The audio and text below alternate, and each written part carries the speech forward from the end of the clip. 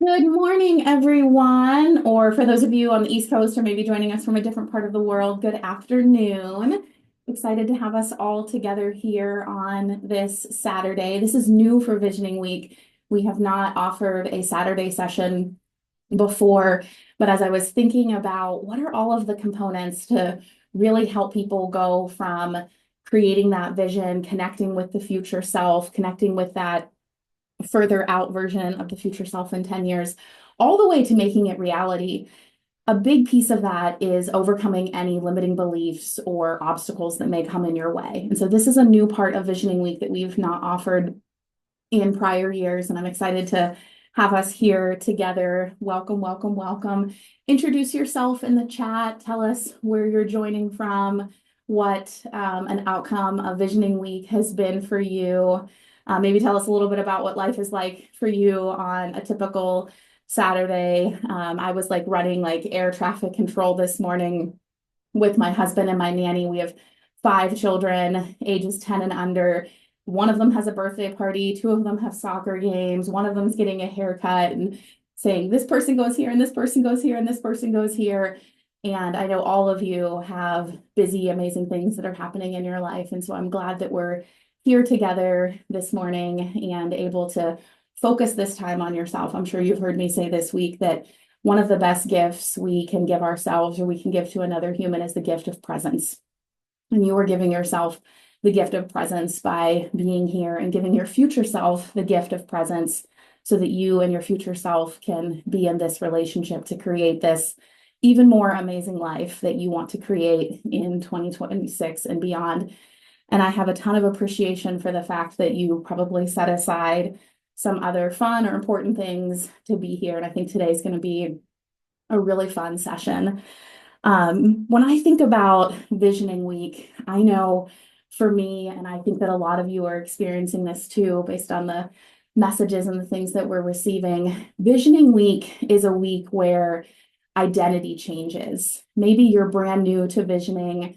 Maybe you've done visioning for several years. Whatever it is, we all come into Visioning Week feeling a reflection on 2025, the good things that happened in 25, the things that were challenges that forged our character, that helped us to develop even more skill sets and even more expertise and experience for the future. And then having that opportunity to connect with the future self. Sometimes it feels a little fuzzy, kind of a little out there, a little hard for us to really embody that future self. Other times it feels full of conviction, full of clarity. People get a ton of momentum of like, man, I've got to go out and create that version. I can feel it. I can see it. I can taste it. I know that it's so real. Whatever it is that is coming up for you, I promise you, and I just ask you to trust me and to trust in the process that it's all okay, that there are things happening as our identities change. And we take all of the magnificence that we already have in our lives and we connect that to our future selves. And that opens up new ways of thinking in our minds. Something as simple as someone saying to you, go look for the red cars, will change the way your mind operates the rest of the day and maybe even for several days. And all of a sudden you'll think, man, there really are a lot of red cars out here. The number of red cars on the road, hasn't changed from yesterday or last week or a month ago. It's just that we've attuned our nervous system to it. So much of who we really are in our identity is what we choose to focus on, what we choose to attune our nervous system to and to practice in community because we're such social creatures. And a big part of Visioning Week is that you are attuning your nervous system to what you really want, particularly with that 10-year vision that gives us a space to let go of any limiting beliefs we might have or time constraints that we might feel. Or maybe you're in a season of life where maybe you've got young children in the home, or maybe your children are just now leaving the home, or maybe you're in a difficult part of your career, or you're going through a health challenge, or whatever it is. Maybe there's something in your life that feels a little heavy right now. And when we look out to 10 years, we can kind of see life beyond that challenge. And all of that is you attuning your identity. Visioning Week is an identity shifting week where I like to say you take all of the goodness that you already have in all of your years on earth. You have amazing things about you. Every single person in this room, that's true for every single person. You take all of that, you connect it to your future self. My hope is that you're able to strip away some of the limiting beliefs or cultural conditioning or conditioning that comes from your career or your profession or your parents or who knows what. And you're able to say what it is that you uniquely really want. And then we move toward that as the week goes on. And I hope that you're feeling that. And today is really a magnification of that. Today is a magnification of, we're going to do a 1-year guided visualization so that if you've already done it this week, I believe that was in night 4, you have the opportunity to practice it again and to reconnect with that version of yourself. And even if this is your very first time joining us for Visioning Week and you didn't catch a single bit of the replay, that's absolutely okay. Today is designed as a standalone session. And so you'll get that 1-year guided visualization. We'll do a little bit of that quarterly planning that we did on night 4 so that you can start to connect to the things that you need to do to bring that reality into existence. And then today, what we'll be adding on to the work is really examining our hearts non-judgmentally from an open place and asking ourselves, what are the little gremlins in our minds? We all have them. It's just a part of being human. We just accept it as, of course, we have these things. We just need to connect with the highest version of ourselves to know that those little gremlins inside of us, they're not reality, but we need to plan around them.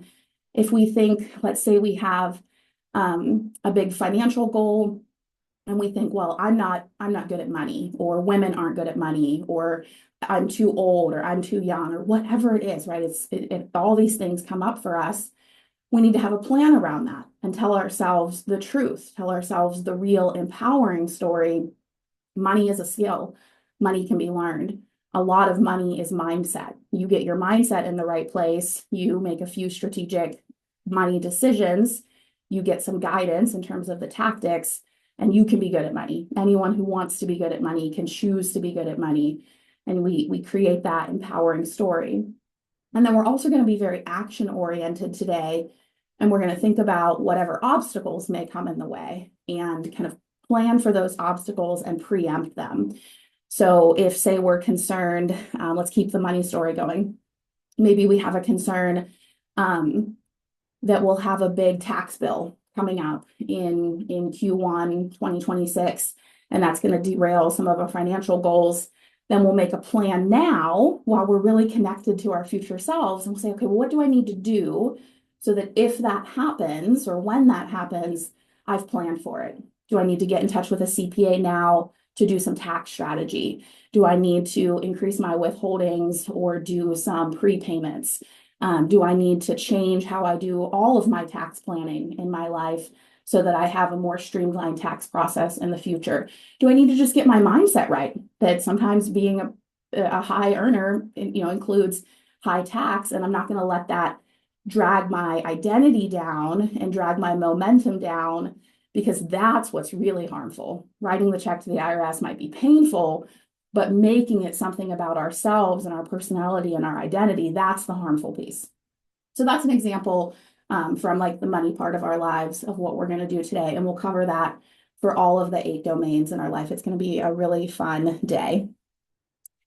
If you're new here and you've not met me before, welcome. I'm Dr. Elaine Stageberg. You've heard I have a whole brood of children. I have 5 children, 10 and under. I've been married to my husband, Nick, for about 15 years, and we are madly in love. We had a great morning together with the kids.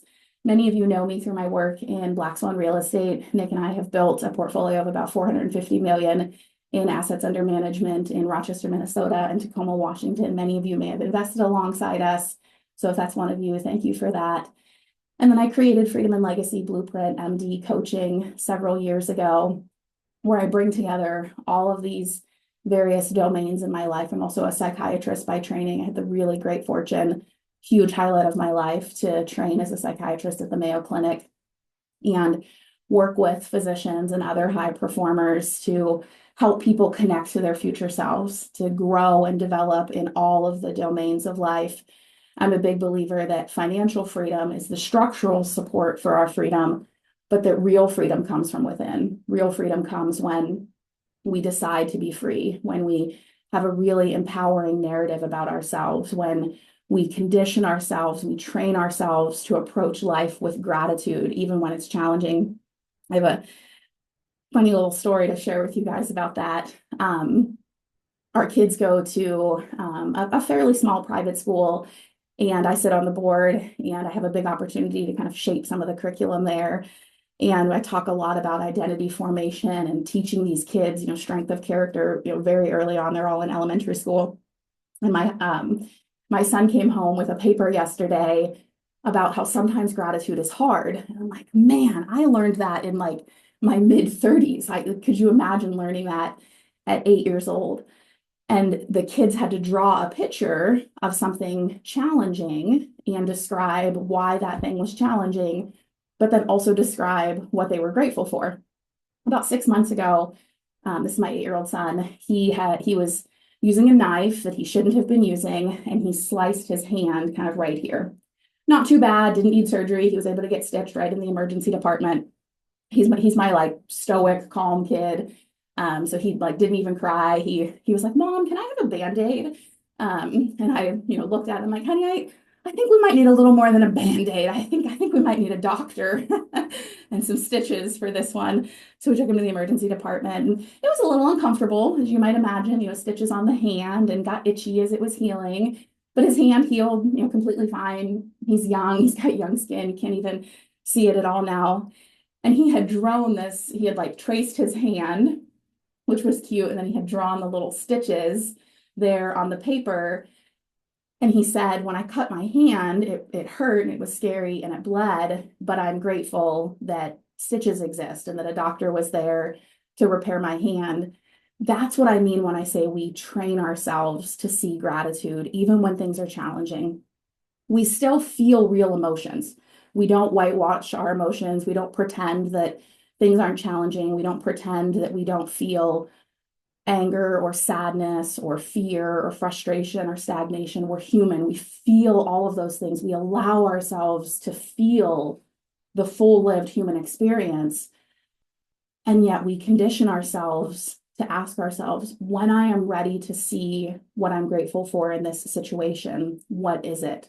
Because that's where I will find the lesson. That's where I will find the strength of character, the experience.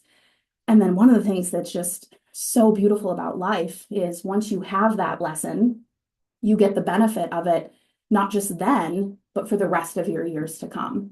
So we get this exponential return on investment from the challenges that we have in life. That's kind of the tenure of what we're going to cover today, so that when we're in this really big, expansive visioning week and we've really connected with our future selves, we're doing all of that planning.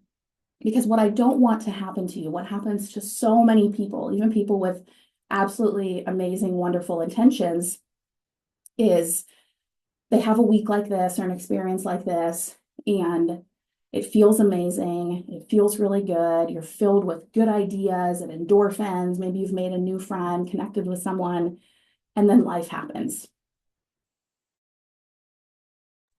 Excuse me. The chaos of life happens. The schedule gets busy again. Next thing you know, a week has passed. Before you know it, it's January 1st. Before you know it, it's springtime.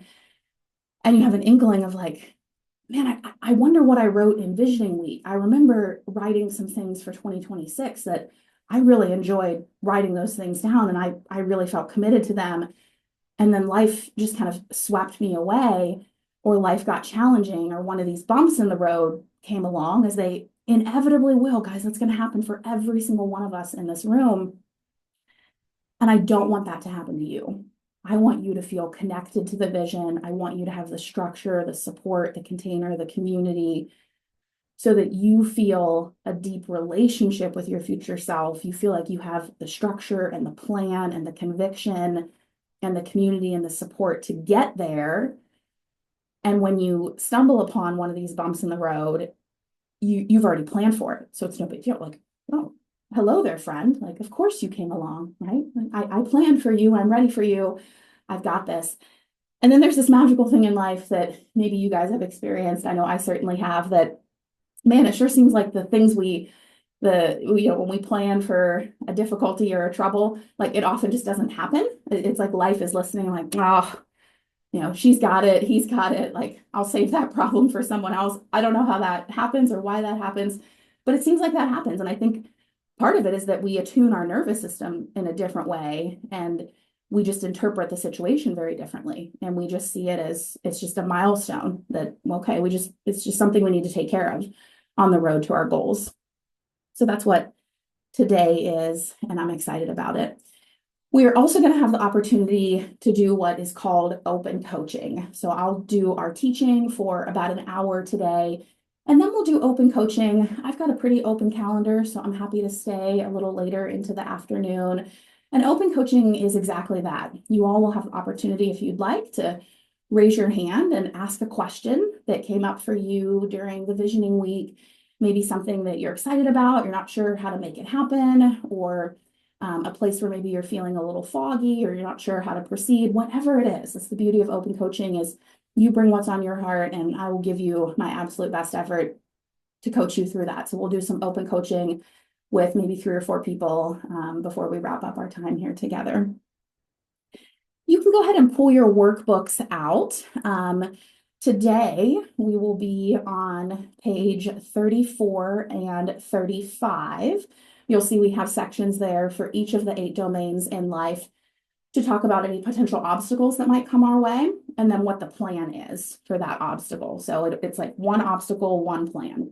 Obstacle 2, second plan. Obstacle 3, third plan. And we'll do that for each of the domains. But go ahead and grab your workbooks and have your pen and paper there. And then let's go ahead and drop into our first guided visualization for the day. This one will be a little bit shorter, kind of similar to the length that we did on night 1, if you joined us for that. Before we do any planning, before we do action-oriented work, we always want to connect to the future self. And you build this habit and you can build it so that your future self is just like always right there, always right at your fingertips. And so we're going to practice that today. We're going to connect to the future self. I'll do a 1-year vision with you. Again, if you've done it earlier this week, you might see things more vividly. You might build where you left off. Something brand new might come up for you.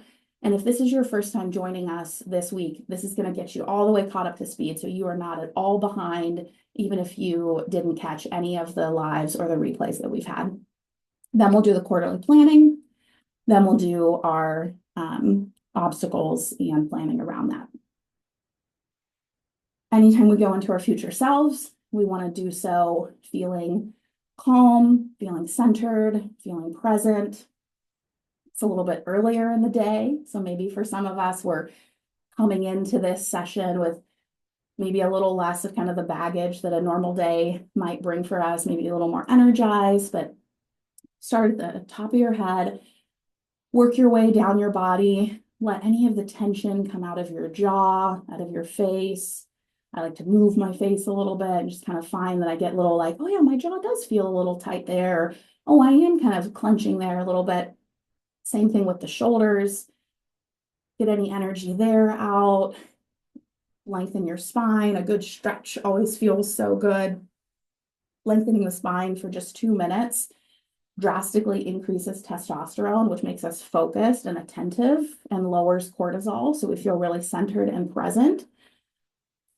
Put yourself in a place where you feel supported in your chair so that as we're doing the visualization, you don't feel the need to like reorient yourself in your chair or, your hips get tired or anything like that. And just feel yourself being supported by the chair, by the floor, by the earth, and all of that energetic connection that's supporting you and everything that's supporting you. And then go ahead and close your eyes when you're ready. We'll do closed eye for about 80% of the visualization.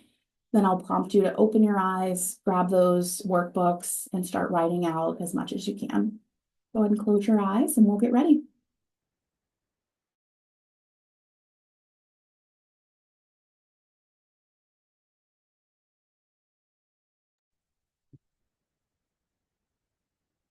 We are going to not just meet our future selves, but embody and become our future selves. We have this really unique gift as humans that we can create and see the future. And in fact, everything that any human has ever had was first created in the mind and then was created in reality. So we're going to do a little time traveling to the end of December 2026, just a year from now. Kind of feel yourself moving effortlessly through time and feel yourself going into the body of your future self. Feel him or her, feel his or her presence. Feel your heart and your mind merging with this future version of yourself. And feel how normal and feel comfortable. It just is. Just feels so right, so good. Because this is you.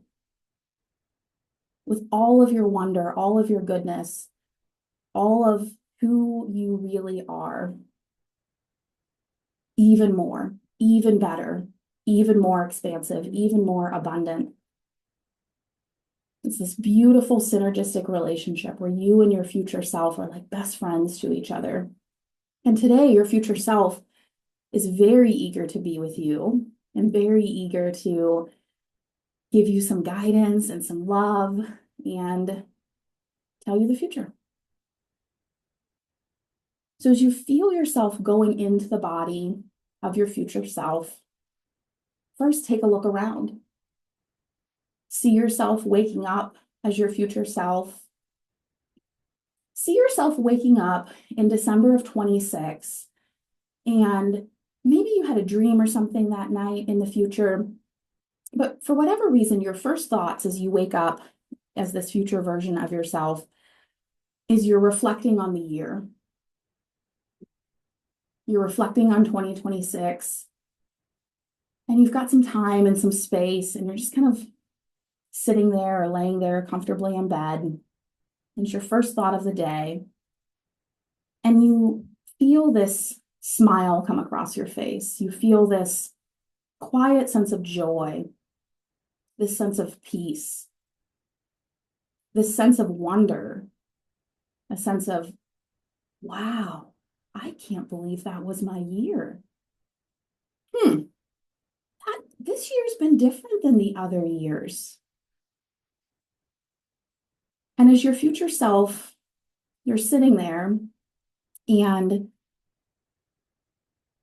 maybe you create it in your mind, or maybe you reach over and you grab your camera roll. Something about it, you're starting to see the year unfold. You see January 26. What did that feel like? What happened? How are you different in January 26th than even who you are today? It's so close, and yet it can be so far away when we make different choices and we really connect with our identity. And you know in your heart, January 26th was the start of something really beautiful for you. You are more in alignment with who you really want to be.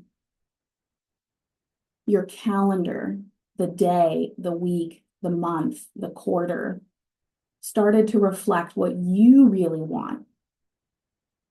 As you go through the year, you notice that you're doing more of what you want and what brings you flow and joy and a sense of ease and creation, and less of the things that are just really draining for you.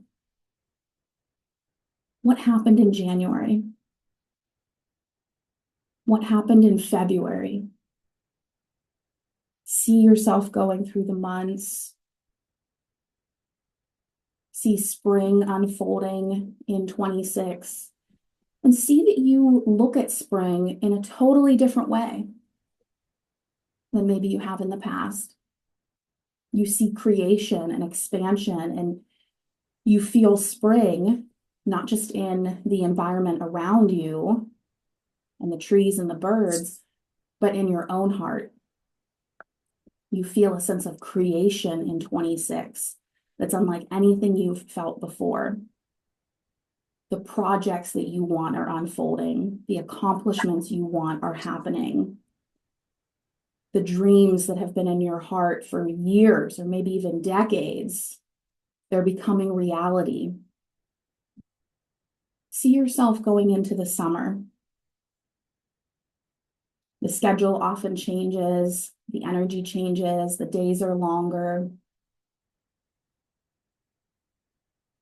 Feel all of the energy that you have in 26. Feel how your habits have changed. The way you structure your time has changed. Maybe you're taking a long period away from your usual work and your usual home, and you're going to a place that maybe you've never been to before in this big, beautiful world. Travel there. Put yourself on the plane and go there and see yourself walking up to the mountain, the ocean, the valley, the landmark, the place of cultural beauty or religious beauty. And there's this knowing in you, I've always wanted to see this, and here I am. And as you go through 26, feel that, allow your future self to nudge you and to offer to you today that continual sense of wonder, that continual sense of, ooh, and look at this, look at this, look at this. And then we did this, and then we did this, and then we did that, and here we are. And not just the things that we do, but how we feel about it. Things feel easier, things feel more abundant, things come to you effortlessly. See the people who are in your life in 26. People you've known for years or decades. People who are new in your life. See their faces, see their bodies, really get to experience a moment in relationship with them in 26.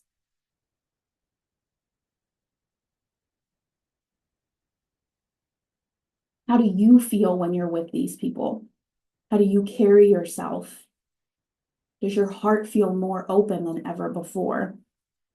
Do you feel as though you're able to be more authentic, more truthful, more deeply connected, more vulnerable? And the relationships just have a little bit of a different flavor than you've had before. A sense of closeness, a sense of richness, a sense of true vulnerability and support in those relationships. And feel how when you change, everyone else around you changes too. You become the center of the energy. You become the leader. You set the stage. You set the pace. Keep going throughout the year. Go into fall.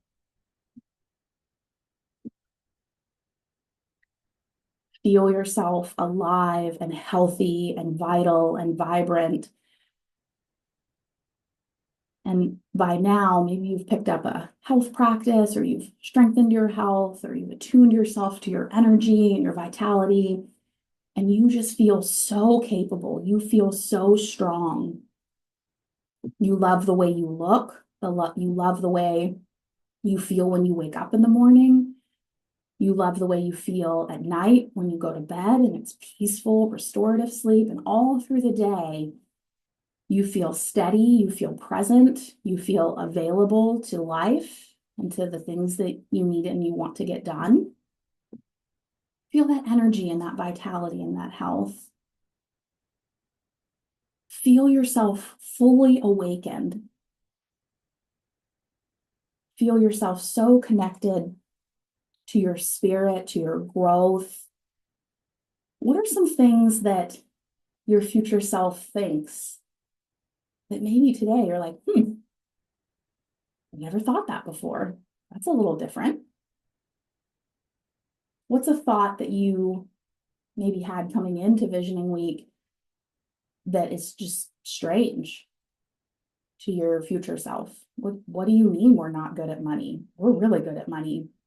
What do you mean we're not as strong as we want to be? We're very strong. We can do the things we want. We go to the gym, we go on the hikes, we do the things. What do you mean we can't make that happen? It's already done. I did it this summer. I did it this spring. Kind of enjoy that interplay with the old you and the future you, and that feeling of your future self is you, but is also so different and kind of looks at you playfully of like, yeah, of course we do this. Of course we think this way. Of course these are the words we use with ourselves. Of course I love myself so fully, and not just superficially, but deeply and real. Of course I believe in myself. Of course I've got my own back. Of course I know I'm always going about everything with the best intentions, and I surround myself with people who believe that about me. And then finish those last couple months of the year. What do you want to happen? What has happened? And you kind of go back and you see yourself in that chair or that bed, waking up in December 26th. And you just had almost an out of body kind of outer world experience as this future version of you just traveled through the whole of 2026. And you're dancing between that version of you and that time and this version of you right now in the present, in this time, and stay in that space, back and forth, back and forth. If we were moving, it would just be left leg, right leg, left leg, right? It's still us, it's still our body. It's just, do we want to stand on our left leg? Do we want to stand on our right leg? Left leg is today, right leg is the future. And then open your eyes calmly, gently, stay present, stay centered. Grab your workbook, grab your pen, and start writing down your future self. This would be on page 29 of your workbook. Maybe you already have some things on here from our prior night, or this is a blank page for you. You can use the back of the page, grab a blank piece of paper. It doesn't matter. Just start to capture this. Start to allow whatever you felt and you saw come into words, bullet points, paragraphs, sentences, pictures, whatever it is. Start to capture that. Feel it and enjoy it. The more you write down, the more you capture the details of it, the more likely it is to happen. It's like you're writing the screenplay for this movie. So you need to capture, who are the characters? What are the scenes? What are the lines? What do things look like? What's the music? Page 29 in your workbook. I'll give a few minutes of silence for you to be really present. Left leg, right leg, today, future, back and forth. Capture it.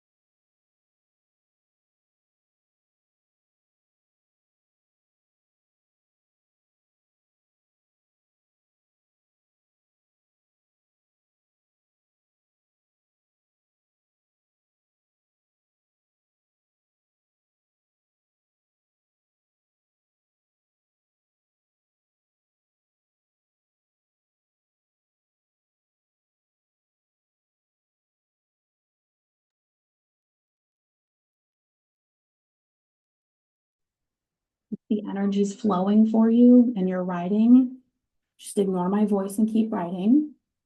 If you're feeling any stuckness or stagnation or things are a little foggy, just close your eyes Go into your feeling sense. What does it feel like? Capture even just a little bit of it, even just a grain, just a morsel. Open your eyes right. And you can go back to closing your eyes as often as you need to. Sometimes when I'm in the thick of a really big vision or something that's really different for me, I might have to spend 70% of my time with my eyes closed and then open and write a couple of words or a couple of sentences, and then kind of go back in and keep doing that. That's okay. Every vision is different. Every experience with visioning is different.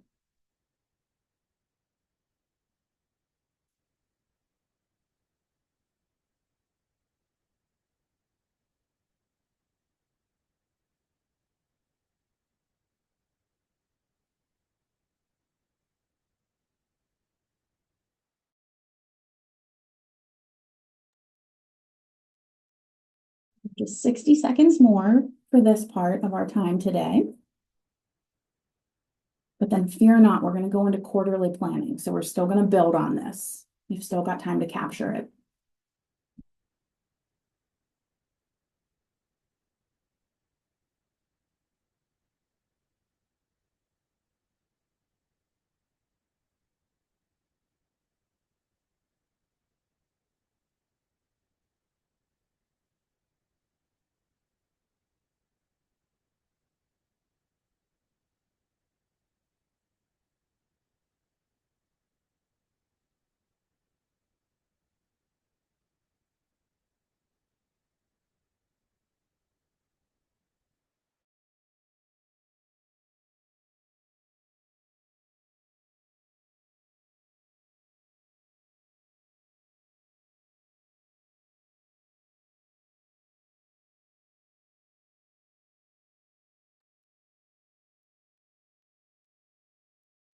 We're going to stay in this space. So we're still in this like time traveling, present day, future self, this calm, really centered, really present state. And we're going to go into quarterly planning. If you were here earlier this week, you already have some things written down. If you're new to us today, this is your chance to put those things down. And some things may be flowing through you. As we went through the guided visualization, I wove together traveling through the quarters with traveling through the 8 domains in life. It's a bit of an advanced guided visualization. Typically, you would do one or the other, but we've done some visioning together this week. And even if you're new and you haven't, we've got some more time together. So I wanted to capture all of who we are as humans, both as we're moving through the quarters and what we want to accomplish, and as we're moving through the domains in life, which is more of a sense of who we want to be. See how those things are a little bit different, right? They're both parts of who we are, but they're different. One is a doing, one is a being. Together, they're so much more powerful than the sum of their parts. So you can go to what we have for quarterly planning, which is page 31 and 32 in your workbook. And here I'm going to ask for your constraint to just focus on Q1. If something just is slipping through your hands for Q2, Q3, Q4, by all means write it down just so it's not, like a little bug in your ear. But really focus on Q1. What has to happen between now and the end of March 2026, just about 12 weeks, plus the end of this year is some bonus weeks, that sets the stage, that's the first domino, that's the thing that most moves the needle to get to that version of you that's reflecting on 2026. What are some of those things? This isn't necessarily a place where we want to come up with a big, exhaustive to-do list. When we get stuck too much in the how, it can shut down our minds. It can start to feel a little overwhelming of like, gosh, that to-do list is so big. Elaine, I just need to focus on my to-do list for Thanksgiving, right? Like, instead, we want to focus on what are the small number of things. The smaller, the better. The 80-20 of the 80-20 of the 80-20 that really moves the needle on that domain of life. Even better if you can come up with something that moves the needle on multiple domains in life. And then even better if you can come up with something that really moves the needle on all of the domains in life. So that's what we're focusing on. And we'll take a couple minutes for 31 and 32 so that we stay in this place. I'll do a little guided visualization through this, but keep your eyes open, keep writing, and just allow what you're hearing to either hit your conscious mind and open up a new thought or idea for you, or to just kind of flow through you and keep your energy high, keep your presence high. See yourself making decisions. Decisions are what sets us apart or sets apart what we want and what we have, what we dream of and what we create. What decisions do you need to make? What actions do you need to take? That's the energy we want to have as we're thinking about quarterly planning. Can you put a date or a timeline? Can you think of something you would do on a weekly basis so that you're continually connecting to the vision and making it so much more likely that it happens? Can you think of something that is the foundational step that builds the next step and the next step and the next step that makes all of the other steps easier, that makes everything else that much more inevitable? Just one quarter, really short period of time, especially at this stage of our life. We all know that a quarter goes by, we're like, what? It's April? How'd that happen?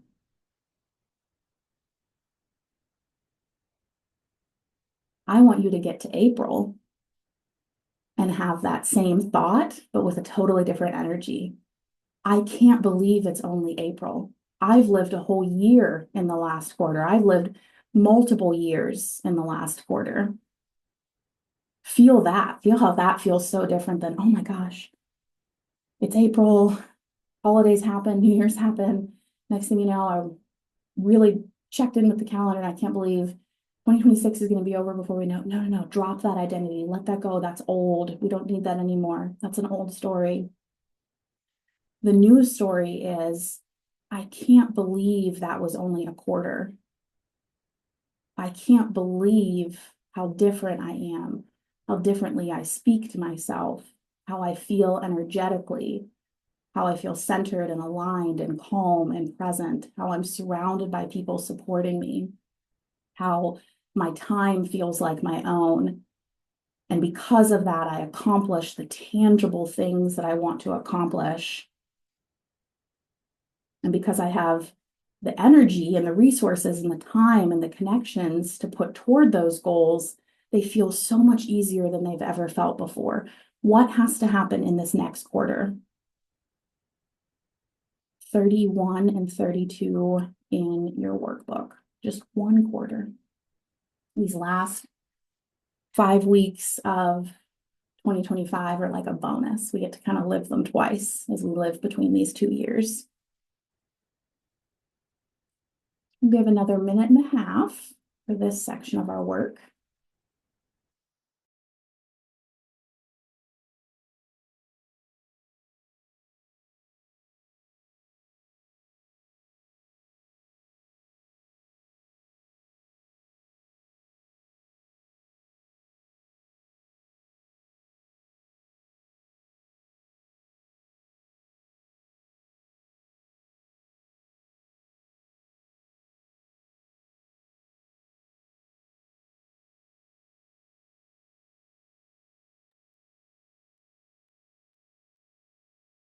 My hope is that for everyone here, there is at least one thing, and maybe even more, that is on your heart, that you feel a sense of excitement, a sense of joy, a sense of wonder, a sense of awe, a sense of conviction, a sense of, I am going to make that happen. Maybe you feel like a forceful energy toward it.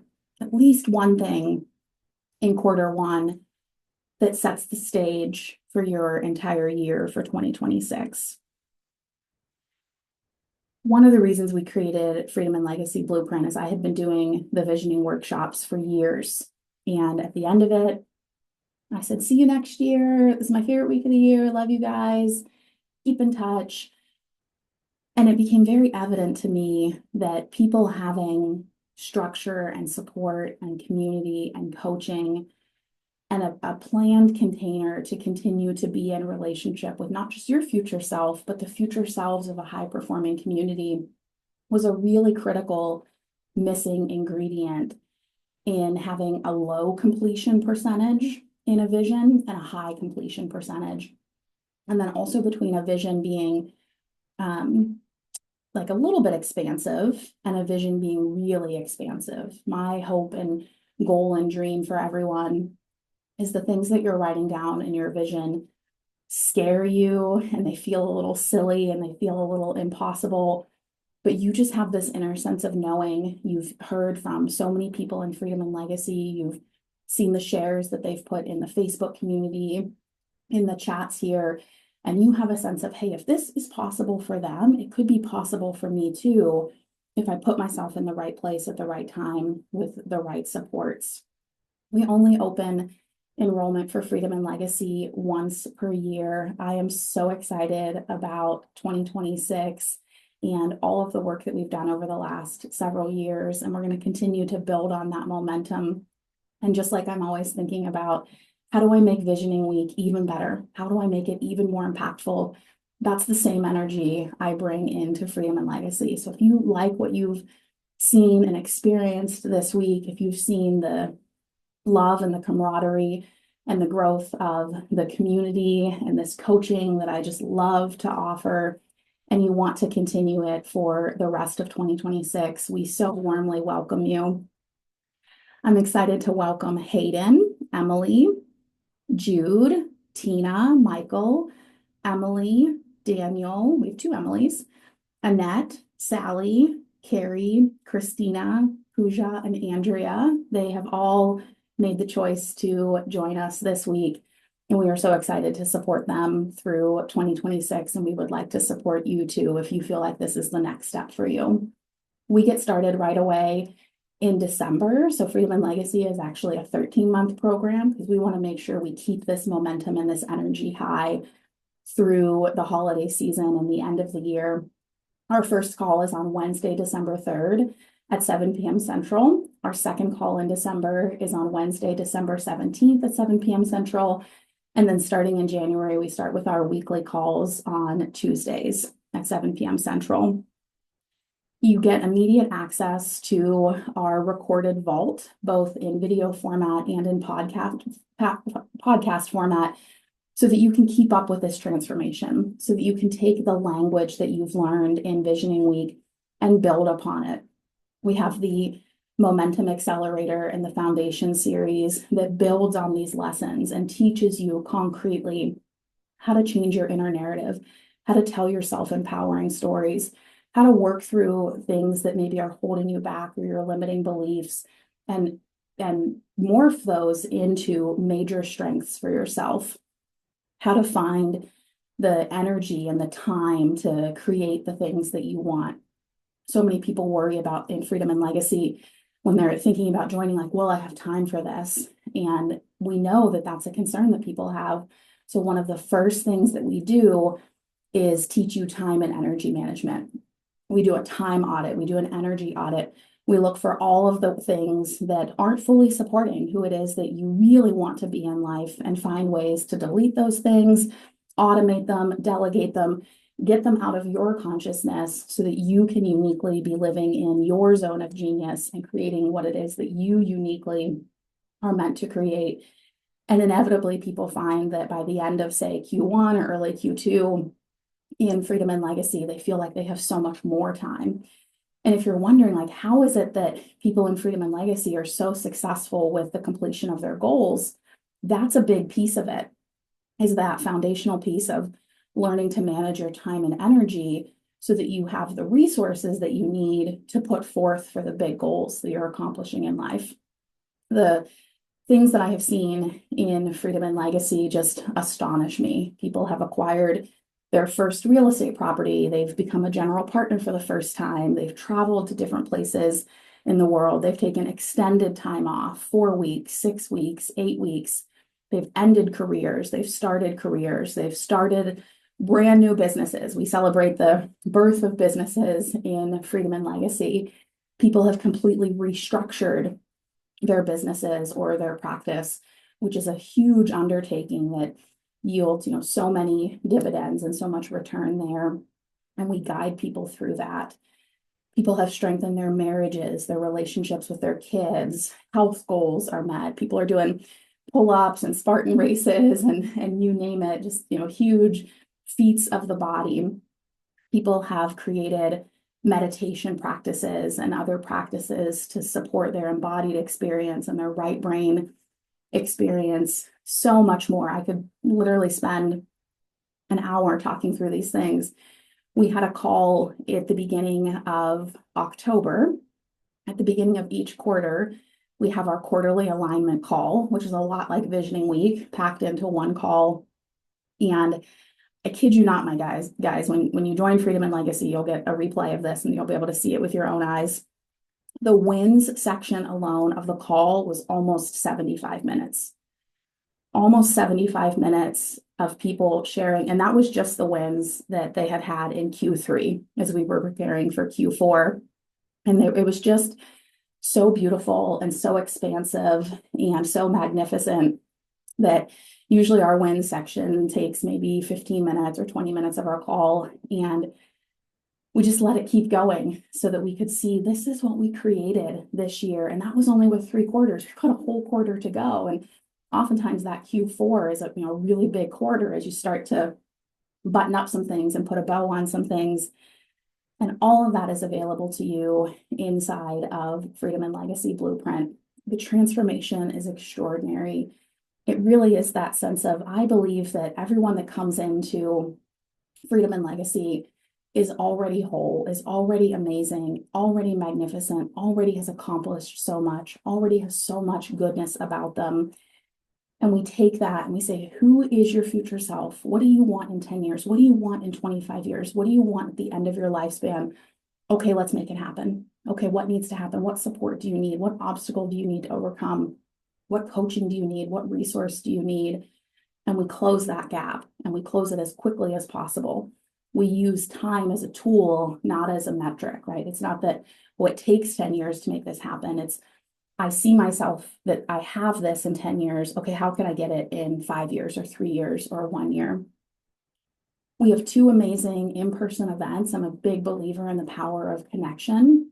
So as part of your membership, you'll get tickets to Real Estate Real Life, which is like a whole Freedom and Legacy inside of one extended weekend. You get finance education, real estate education, goal setting, goal planning.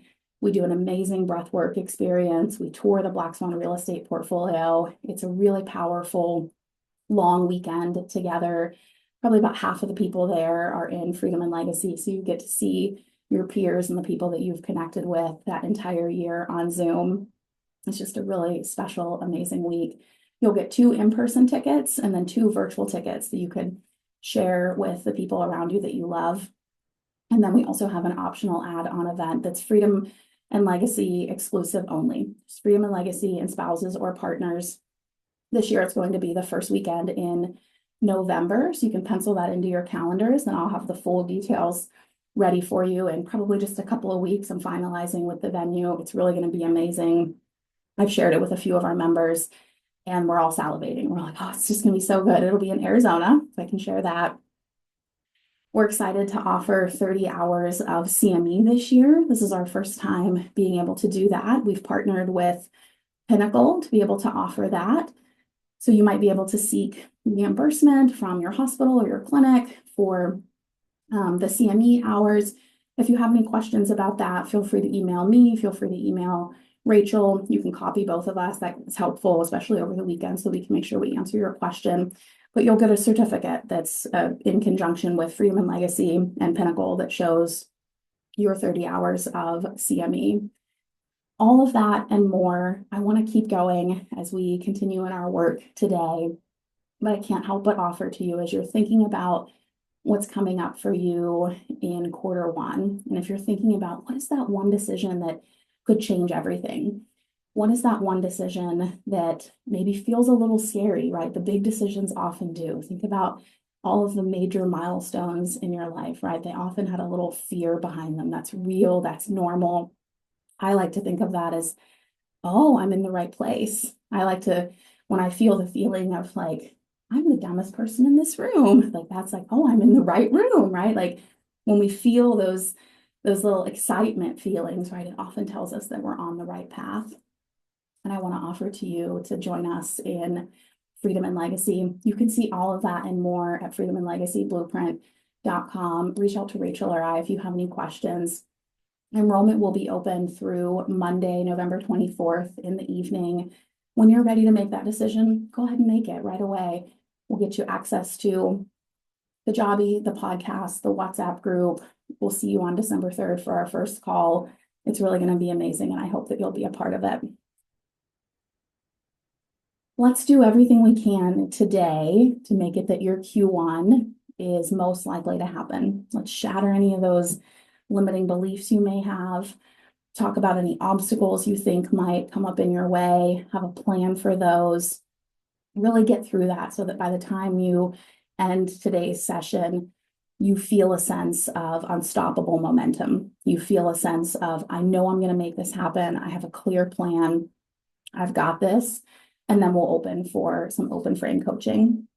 So go ahead and pull up page 34 and 35 in your workbook. And we'll continue to do this open eye. And I'll go through some visualization with you, and you'll feel that energy. And this is a time where we want to be sort of half in our conscious mind, half in our frontal lobe, where we're thinking about milestones and decisions and actions and timelines and things very concretely. And then half in this kind of future space, connecting with our future selves, so that we're activating both of the parts of our nervous system. They bring up different lessons, different wisdom for us, because we want to be able to see what limiting belief we might have, or see what obstacle we might have, and see that very clear-headed, but then also not be beat down by it, not be struck down by it. I hope that's making sense for people. That's why we want to keep that connection to the future self, that we want to hear the limiting belief as though it's outside of us, as though it's like a radio station that's playing. It's not us. It's not who we really are. It's something we've been conditioned. It's something we've heard along the way. It's a little earworm, a little bug that got stuck in us. And then we're going to connect with our future selves and say, what do we really know? What do we really know is true? Who are we really? What's the plan for this? How are we going to make it that if and when this obstacle comes, it doesn't even matter? It's just like, oh, of course, like this is a milestone. This is what I need to do. This is the checklist. Here we go. So that's why we're going to stay back and forth in that space. It's a similar energy to that right leg, left leg, where you're here, there, now, then, now, then. So you can go ahead and have your pens ready. And how I might do it with my workbook, or if I was even just working on blank pieces of paper, is I would have my 1-year vision and then my quarterly planning. And I might have that at like the top of my desk. And then I would have the paper that I'm working on now, 34, 35, so that I could easily look up and connect to the 1-year vision and connect to the quarterly planning in a way that doesn't take a lot of thinking. We want to kind of stay kind of out of our thinker brain. We want to make this as easy as possible so that we're really connecting with our intuition as much as possible. And it's easier to sort of look up and see something and be reminded by it than it is to have to recreate it in the mind. That's part of the reason I did the 1-year and the quarterly today in this session. There's so much benefit to doing it again. If you did it earlier this week, I wanted to make sure everyone had all of the resources they need if you're new to us today. And then part of it was that so that as we go into this exercise where we are thinking through our limiting beliefs or our obstacles, we can connect very easily to the future self, and we don't have to like recreate it in the mind. You might even already start to be sensing some of the limiting beliefs that might come up for you. A limiting belief is something that is so ingrained in us, we often don't even realize that it's a limiting belief. We think that it's true. So I'll help you kind of pull up maybe some limiting beliefs that happen for you. Some of them are very common amongst all of us. Many of us struggle with feeling like we have time scarcity. Many of us struggle with feeling like we have money scarcity, no matter the number in the bank account or on the balance sheet. We just keep moving the scarcity up more and more and more. Many of us have something that we feel like about ourselves, our age, our gender, our religion, whatever, that we feel like is a limiting factor. And then for many people, a limiting belief is really deeply personal. It might be something that came up for you in childhood, from a teacher, from an important adult in your life. So some of them kind of apply to many of us, and some of them are deeply personal. But you'll know that it's a limiting belief because you think that it is so true that it's hard to imagine a life where it isn't true. But it feels like it nags you, and it feels like it holds you back. It's not an expansive thought. It's not a thought of something like, I know I can make that happen, or I know life will always work out for me, or I know I will always figure it out. Those are the opposite of limiting beliefs. A limiting belief is something like, I'm too young, I'm too old, I've written this goal down for 1 year or 5 years or 10 years, or Elaine, I've been writing this goal down since I was a kid. It's never actually going to happen for me. That is a limiting belief. That is a limiting belief. I can see faces of people in Freedom and Legacy that during coaching would say, I wrote this thing down when I was 10 years old, 20 years old. Here I am, 40, 50, mid-50s. It's still on my heart. I still want it. It just feels so far away. And we work through it, and we break down the obstacles, and we make it happen. Something where you feel stuck. Write that down. Write those things down. And then on the side where it says advanced plans, this is you connecting with your future self. This is you saying you can either embody your future self if that feels more aligned for you, or you can go back like in our first visualizations where we met our future selves and we were kind of, face to face, just like arm's length away, or maybe even hugging our future self, looking into the eyes of our future selves. Either way, however you feel like you can get the truth, however you feel like it's easier for you to receive. This is a very receptive process. Receive the truth. There's no such thing as being too old. We've all seen the memes of people who published their first book at whatever age, or starred in their first major movie or whatever age. Lifespan is so much longer than it was even 50 or 100 years ago, and health span even more so. A concept that we teach about in Freedom and Legacy, we really talk a lot about it, Real Estate, Real Life, is the concept of legacy span. What it is that you want to create that outlives you. Legacy span can go on forever. Shakespeare, Beethoven, Galileo, Jesus, Buddha, right? These people have been long gone from Earth, and their legacy carries on. Tomorrow could be your last day. It doesn't matter how physically old you are. Today could be the last day for any of us. When you really want to create something, you can create it even after you're gone. It doesn't matter how old you are. The truth is what? What would you tell your best friend? What would you tell a child you love?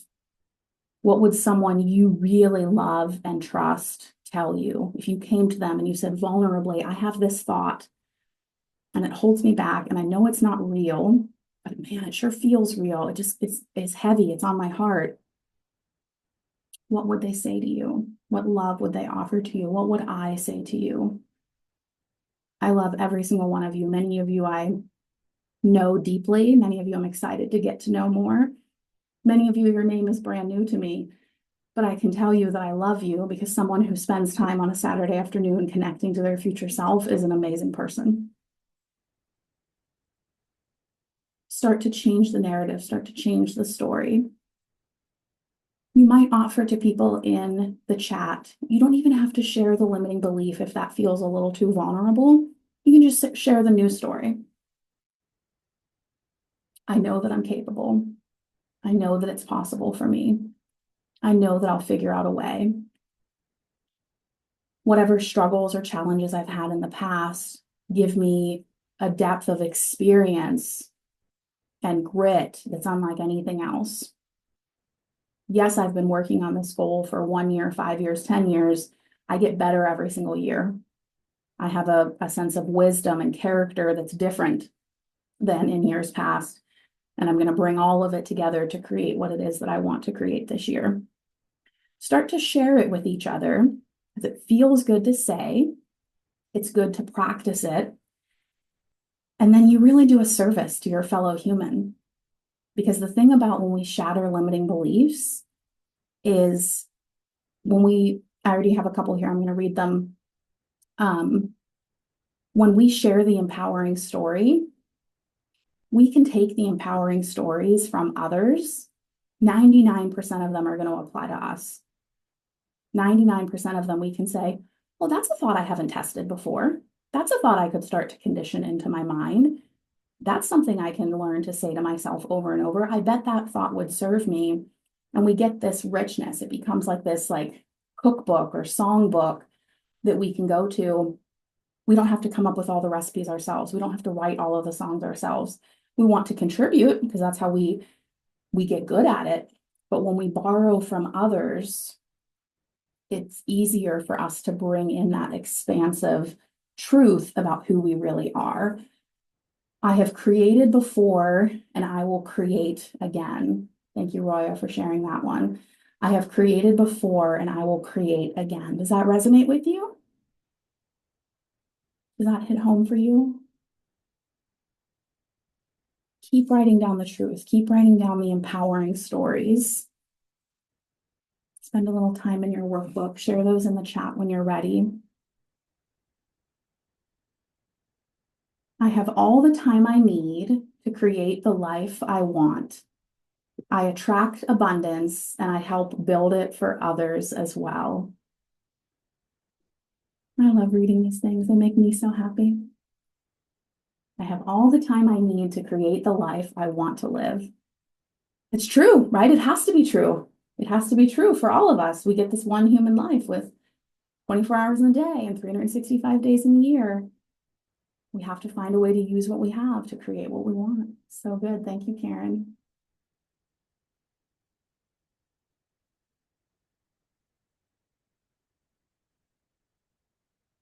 And listen to your future self. Keep going back to that future self. Keep connecting. Either embody him or her, or see yourself today, like sitting next to or standing next to him or her, and listen. Say, what do you have to tell me about what is really true? What's the real empowering story?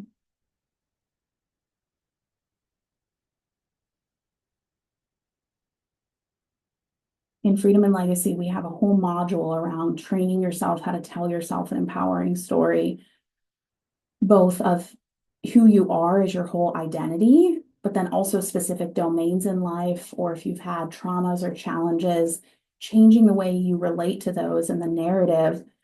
The more you can condition yourself to tell yourself empowering stories, the more energy and ease and flow you have for everything it is that you want to accomplish. Here's another one that came through. I have the support I need to free time for the things I value most. So good.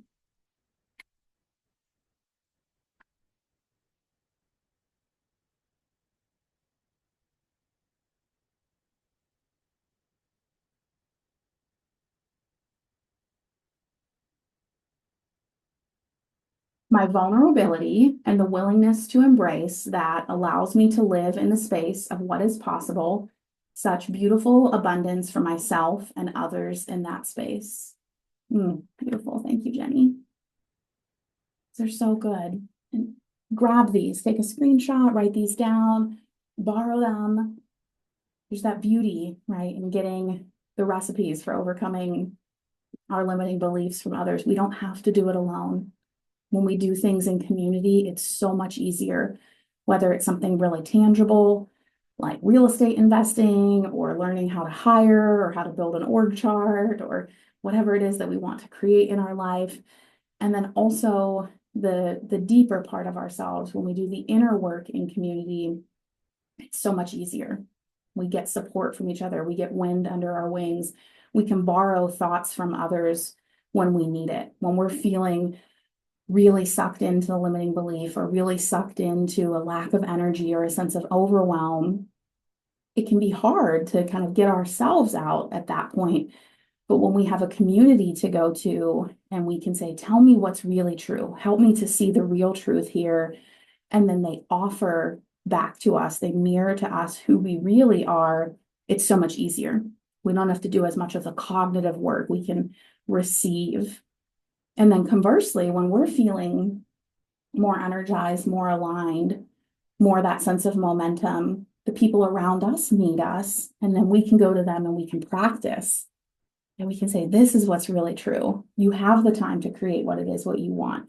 Your vulnerability and your willingness to embrace that is a huge strength for you of what's possible. And when we practice saying these things and affirming these things in the spirit of helping someone else, it creates this little loop in our mind. It's like a tiny little movie in our mind that later, when we ourselves are the one that's struggling, our mind remembers, oh, the last time someone was struggling, this is what we said. So just say it to yourself. It's this neat little, like, I don't know, vortex. I don't exactly know what the word is, but there's this very interesting thing about how we learn as social beings in community and in support with others, so that when we're helping someone else, what we're doing in addition to helping that person and supporting them is we're creating the pathway in our nervous system that then becomes available to us to help our own self when we need it.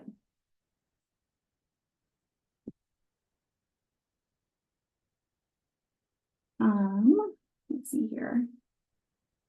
I love all the comments and stuff that are coming in. It makes it a little harder to find the new stuff though.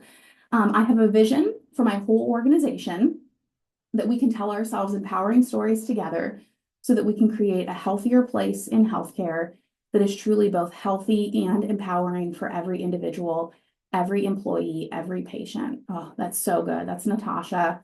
Natasha's been in Freedom and Legacy. We have coached on this business. We have worked through a big like restructuring and changing of the culture. And Natasha, it's just so beautiful to see what you've already created. And this vision, now I have this vision for the whole organization that we can tell ourselves empowering stories. That's the next layer for you. That's the next level. I love it. I have everything I want inside of me. It is my calling to share my greatness with the world while learning from this beautiful community around me. My commitment to strengthening my relationship with those I love will inspire those around me to strengthen their relationships with those that they love. It's really good, Mark. That's what I talked about of, when we see things mirrored back to us and we get to practice those.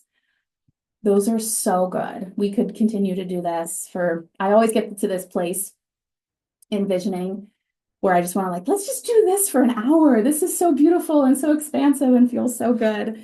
But I also know people have soccer games and clinic they need to get to and exercise classes and other things. So in the spirit of continuing, let's go and think about, it's on that same page, 34, 35.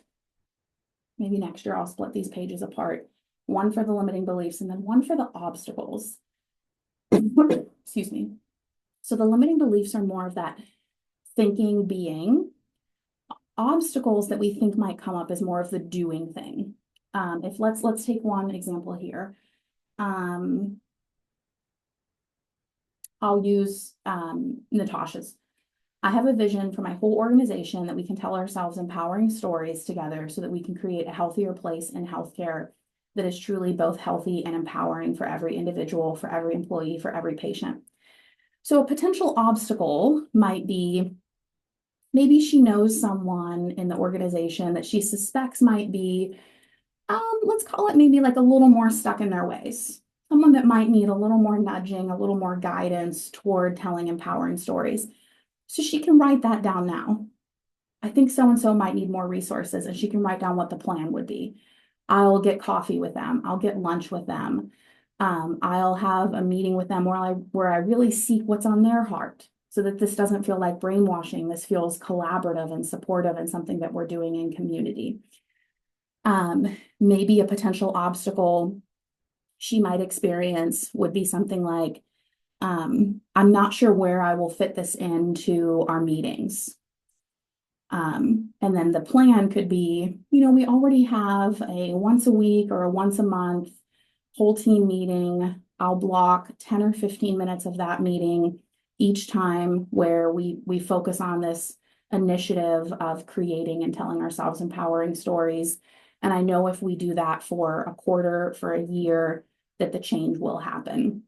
Or maybe I'll create a half day or a whole day employee retreat, or I'll do things that support our physical space. Like maybe we'll put up pictures or words of affirmation, or maybe we'll bring in a facilitator, right? You just flow with the ideas. You don't have to have like any commitment to the ideas. You just flow with the ideas. A little bit of a different energy than when you first started your quarterly planning, where I encouraged you to have some constraint. That was a place where I didn't necessarily want you to have a list of 100 things to do, because your mind might offer to you, oh my gosh, this is so hard. I'm not gonna be able to get this stuff done. I'll just stay stuck in my old ways. I wanted you to have constraint there were so few things that really honestly move the needle, that are really the first domino, that you have a sense of course I can make that happen. I will figure that thing out. I will get such staggering ROI for that. This is a different energy. This is the opposite energy. This is, I want you to have a huge menu of the things that you could do to overcome an obstacle. You're not committing to them. You're not saying, I'm going to do the facilitator and the half-day meeting and put up the words of affirmation on the wall and have the individual meeting with the employee and. You're saying, I could do these things. And I can decide later, when I get pen to paper and I really start to look at the resources that I have and the time, and I really start to examine each of these for what, really is the most important.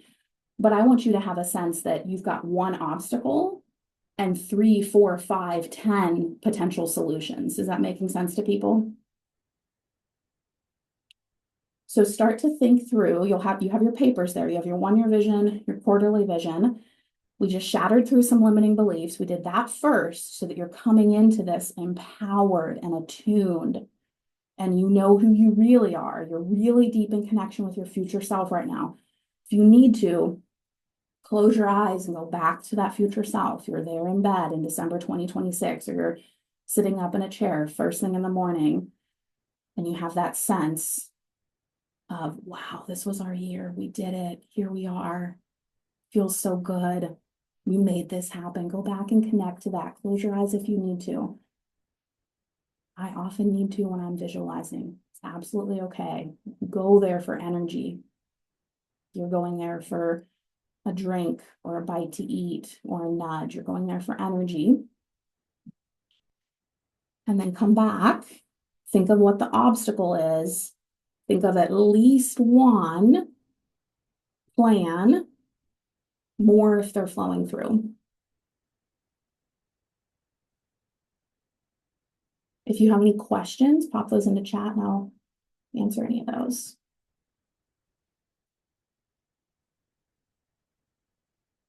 As you're coming up with the plans, my hope is that because we just came off of you shattering some limiting beliefs and telling yourself the real story, the empowering story, the plan feels bigger to you than the obstacle. And if not, trust the process, that even pre-thinking about the obstacle, starts to activate your unconscious mind so that you're starting to think of the resources, the people, the things that you would or could need to overcome it if and when it comes. Thinking about the obstacles is not to drain our energy. It's to build ourselves up, right? A good coach works with their players and says, the other team may do this. The other team may throw the ball this way. The other team may run in this direction. This is what we're going to do if that happens. This is what we're going to do. This is how you're going to know how to move on the field. This is coaching. This is us being in a community together, coaching ourselves out. The other team is life, right? The other team is the unfolding of these things that we want, and we're going to be prepared. So it's not from a place of weakness or sadness. It's from a place of greatness. It's from a place of greatness. We'll give ourselves a few minutes for this portion. Let me know if any questions are coming up, anything I can do to clarify for you.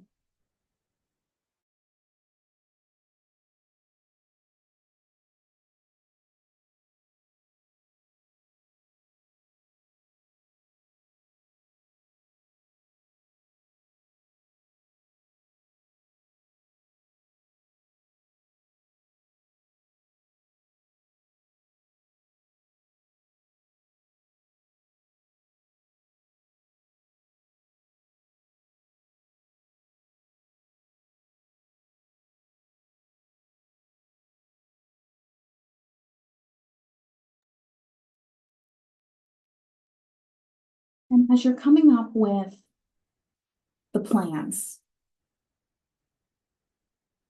if you want to share those in chat, you can do that. It'd be so wonderful for us to start to share that and keep going. I loved what we saw in the empowering stories. This is a place where we can borrow from each other and we can grow together. Another one came in. Thank you. I create and nurture an abundant life with love, joy, health, passion, adventure. And I am open to a divine higher feminine who will be my synergistic and complementary in my life. It's beautiful. You can create that. We have had freedom and legacy marriages and babies.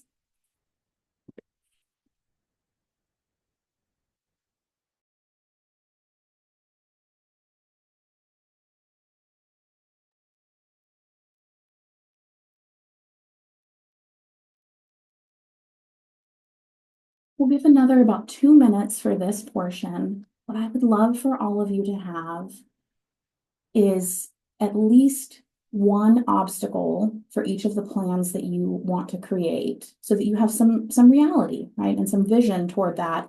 And then for each of those obstacles, at least one and potentially more potential things that you could choose from. Remember, that's more of like that menu energy of I could do this, I could do that, I could do this. You don't have to commit to or plan for any of them today.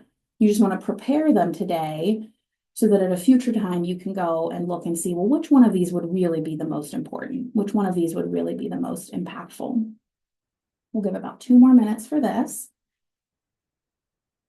After that, we'll have some open coaching. So if you're thinking that you would like some open coaching today, when I come back, I'll invite you to raise your digital hand and have your camera on, and we'll do some coaching.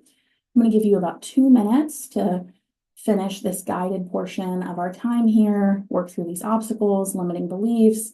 Maybe a couple more things are flowing for you with your 1-year vision, your quarterly planning. I'm going to step out. I'm going to use the restroom really quickly, grab a sip of water, come back. We'll do some open coaching.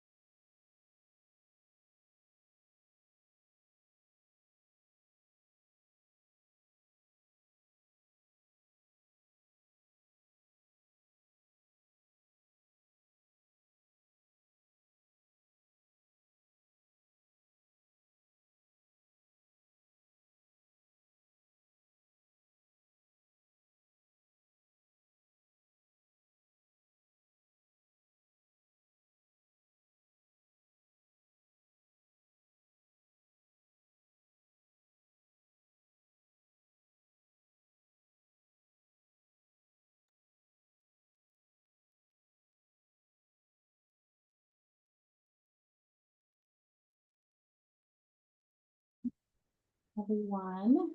Thank you so much to everyone who has been here today. If you've been here the entire time or you're just joining us, welcome. Excited about this portion of our time here together. A couple of hands have gone up. That's amazing.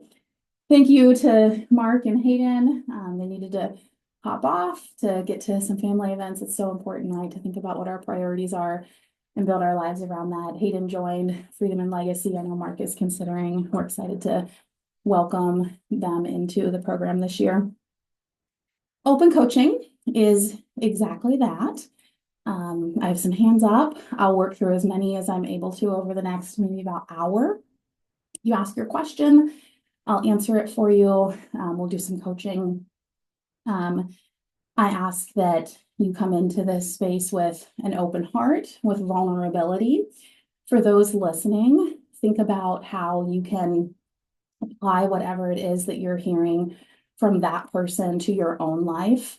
So many of the things that we all go through are universal in the lessons that we can learn.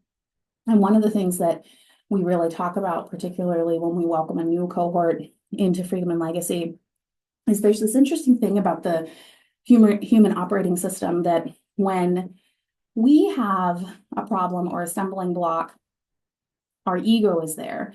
And the ego is not bad. It's a part of who we are. It's a part of our thinking. It's part of our nervous system. But ego kind of can sometimes shield us from growth because growth can be scary or fearful. And when we hear someone else, we are such helper beings by nature that we'll hear someone say whatever it is that's on their mind, and our mind will say whatever it is that's on their mind. And then our minds will say, oh, you could do this and that. And have you thought about this? And this worked for me. And I know this person and I had this situation in the past. And now I have this. And then if you're really open and you're vulnerable and you're real with yourself, you can realize, oh, that problem is so similar to what I have, or that limiting belief or that thought. And because I didn't have my ego shield up, because the problem was reflected to me by someone else, instead of me knowing that it was, coming from within me, my ego shield was down. And so I was able to see the solution and the next step forward so much more readily. Huge benefit of group coaching. So be thinking about that, about everything that comes up, even if someone is totally different from you, even if it seems like the question that they're bringing up is something that, completely unrelatable to you. Be listening for how you can take it in and apply it to your own self. And then just in the interest of time, so I want to get through as many people as we're able to. For those of you that I call on, I ask that you spend maybe a minute, maybe 2 minutes max, kind of giving any exposition or backstory that you might need to what's coming up for you, and then get to the question that it is that you have. And you can rest assured that if I need some clarification, I'll ask you, more probing questions. We'll get to the core of it. But when I hear the question that's on your heart, that can help me to guide where it is that we want to carry the conversation. When we do open coaching in Freedom and Legacy, we tend to go a little longer. We tend to really give a lot of space for everyone that whatever it is that's coming up for someone. But here in this space, I want to do kind of what I call flash coaching so that we can work with as many people as possible. Let's get started with, I believe, Elisa, you had your hand up first, and then we'll do Natasha. Welcome, my dear. How are you today? I'm great. Thanks for doing this. Pull out the last couple workshops. I love it. Yeah. So I guess my thing is actually I've been able to create a life that I really enjoy currently, working part-time, traveling. But I did start my coaching business about 5 years ago now, and I'm really thinking about whether or not to kind of close it because like I just don't have the desire to grow it. Mm-hmm. Like I love working with my clients, but of course, just even scheduling like regular sessions with them kind of interrupts my traveling and everything else. Mm-hmm. Um, and s- and uh, I've enjoyed putting out my podcast, but it is a lot of work, and I'm kind of getting at the point where I feel like I've gotten whatever growth for me out of it. And and yeah, I don't know. That's probably enough detail. Yeah, yeah, I love it. I love that you share that. This is just a beautiful example of sharing something vulnerably, right? Like you have something, you've built something, you've created it. There was a time in your life when I'm sure that was the thing that you wanted. I would love to have a podcast. I would love to have X number of listeners. It would be so meaningful if I could create a coaching business and work with people and help them in their lives. And then the you of today, and even the you of your future self, right? You've kind of belied some of what your future self really wants, feels differently, right? Feels as though you're on a different trajectory, a different growth path.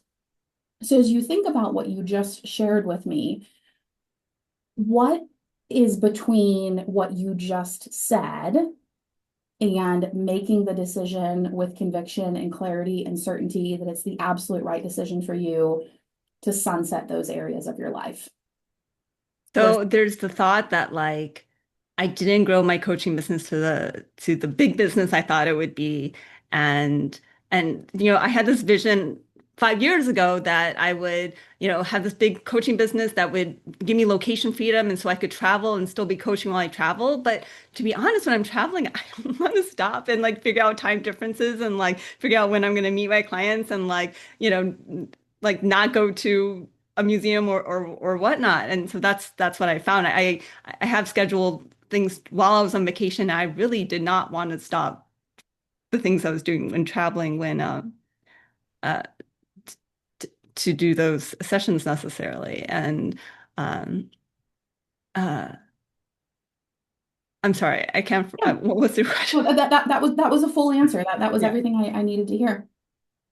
So what you're describing is our visions are never static, right? I am so in my vision that today, this is my phone. I'm pulling it up to show everyone. This is my phone. That's my baby Elijah. And this little icon right here, oh, this one actually, this is my 2025 vision. So I'm looking at it whenever I want. It says 2025 planned outcomes, because that's how I think of my vision. These are the things that are planned outcomes. You had a vision at one point to create a life where you're working part-time, you're traveling, you have the podcast, you have the coaching. Things came into being, they came into reality. You have many of those things. You have the part-time work, you have the traveling, you have a lot of the location freedom that you want. The vision continues to move and expand, right? That's why we don't just set a vision like, say, once every 5 years or once every 10 years, or really even once a year, right? I'm a big believer in connecting with the vision at least quarterly. And for many people, it's monthly or even daily. So the you of today has a different set of skills and experience and knowledge about the you of before, right? So we'll go back to like version 1.0, wanted the podcast and the coaching and the travel and the part-time work. Version 2.0 had it and experienced it. And then version 3.0, which is the you of right now, is saying, hey, I know in my values hierarchy, because I've lived it and I've experienced it, I value flow. You didn't say that, but that's what you said. I value flow. I value presence. I value being where I am when I'm there. I want to experience what travel creates for you is a sense of immersion, a Mhm. sense of like you're there, you're at the place. Time is a a fabrication. You're experiencing the museum or the hike or whatever, the food, whatever it is, and the interruption of something that is a value to you is a lower value. So the podcast and the coaching is of lower value to you than the flow that comes from traveling to these places and having an expansive sense of time. So that's version 3.0. That's looking back at version 1.0 and version 2.0 and saying, yeah, I can still connect to those versions. They're still me, right? Visioning doesn't like wipe our memory, right? We're not like Men in Black, right? Like, um, visioning takes who we already are and explores it deeply and says, who do we want to be? And version 4.0 is calling for you to say, hey, when we really look at our values hierarchy, we value flow and presence and centeredness and just the full richness of the experience more than what we get from having to have the interruptions from the podcast or the appointments or those sorts of things. Let's try letting it go. Let's try letting it go. You can always go back home. Something we coach on a ton in Freedom and Legacy. People leave medicine, they leave jobs, they leave careers, they leave businesses, they leave things behind. You can always go back home. We rarely in life need to make proclamations of, I will never podcast again. I'm totally deleting it from the internet averse and I'm taking it down from everywhere and I'm going to hire a tech expert to wipe it so that no one can ever find episodes and everything's gone.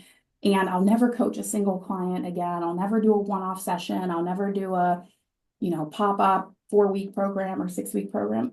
You don't need to say any of those things.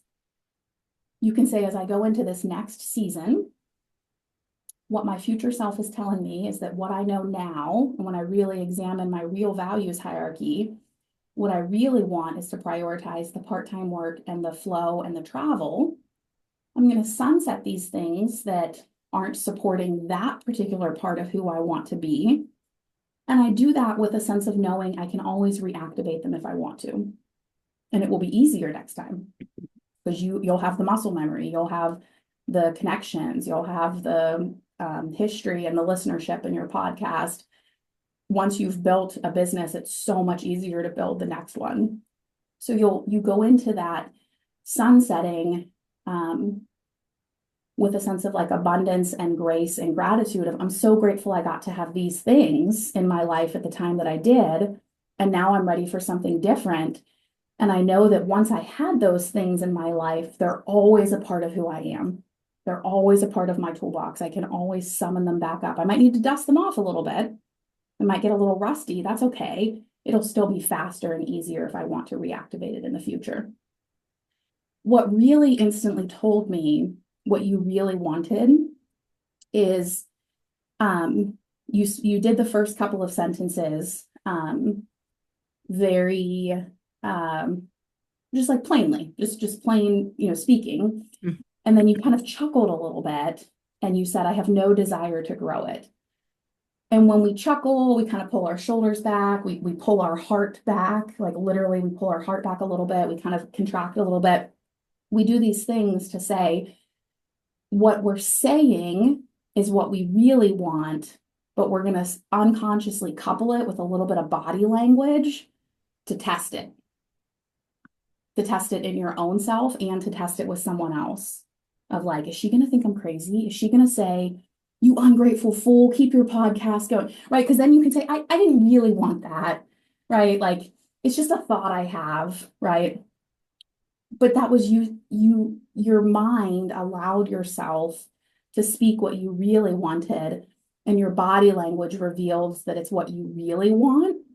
And that's why I asked you what needs to happen, or what's the gap between what you said and you making the decision with conviction and clarity and confidence that it's the right decision for you. I think it might be as simple as you just saying it. Okay. I'm going to sunset I my mean, I think podcast. part of it is like this idea that like I failed at because I didn't reach my ultimate goal with it.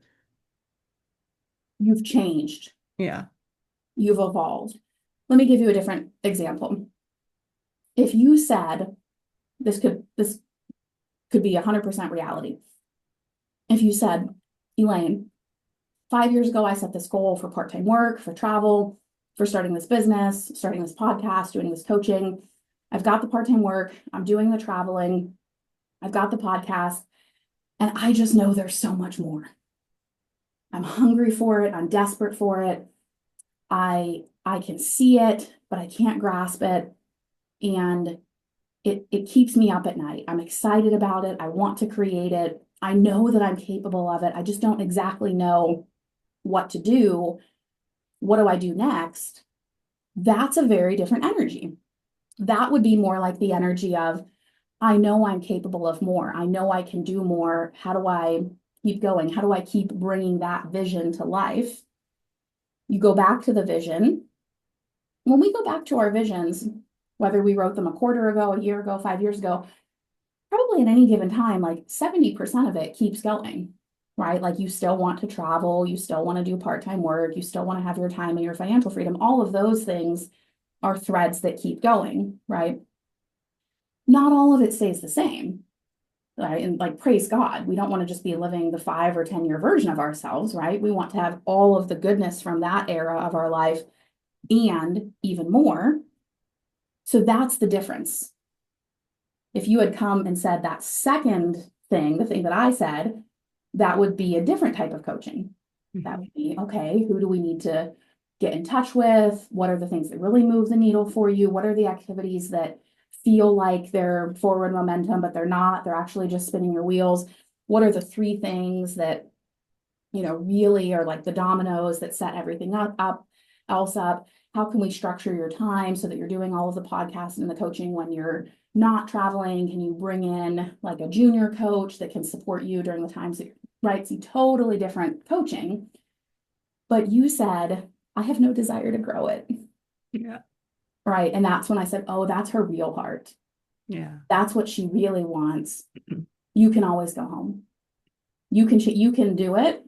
You can sunset the podcast, sunset the coaching, do your traveling, live out the next couple of quarters, and you will know what version 5.0 of you wants, right? Remember 1.0, 2.0, 3.0. 3.0 is right now here on this call.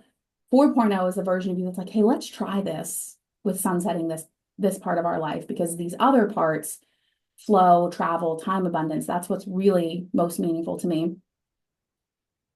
Version 5.0 will either say, oh, it was so good. I loved it when I had the podcast. I loved it when I had the business. But man, I just love when I know that I get on that plane and there's nothing that I need to do. There's nothing on my schedule. The time is all mine. I don't have to have a sense of hypervigilance. It just feels so good. Feels so right. Life is long. I can always bring back the business if I want to in the future. Or version 5.0 will say, man, I really miss that.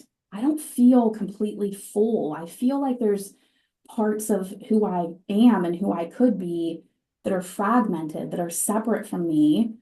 How can I create that? How can I structure it so that I can make it work? And you'll know more now.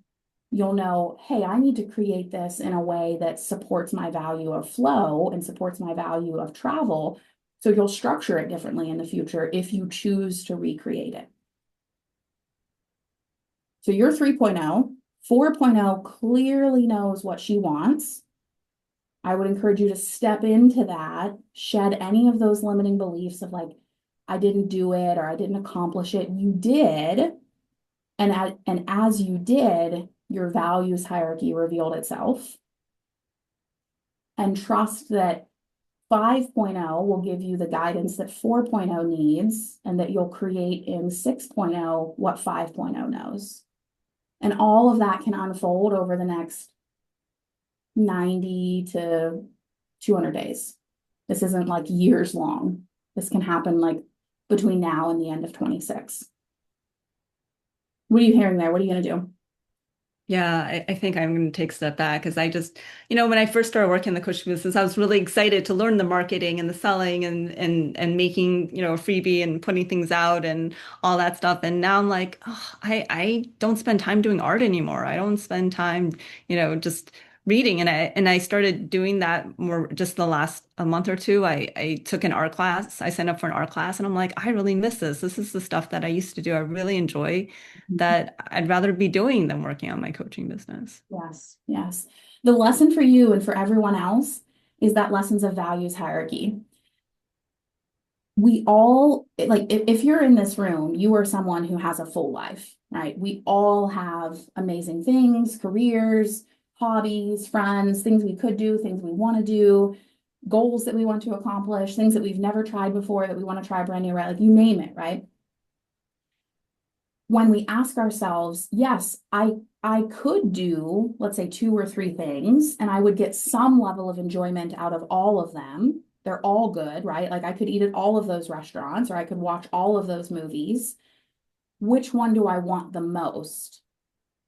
And then we pick that one and we do that and we really work hard at shedding any sense of guilt, any sense of scarcity, any sense of like, am I doing it right? Am I sure this is the right one? Shouldn't I want to go to restaurant two or shouldn't I want to watch movie three? We have a sense of expansion that life is so long that if those other things rise to the top of the values hierarchy, we will find a way to fit them in.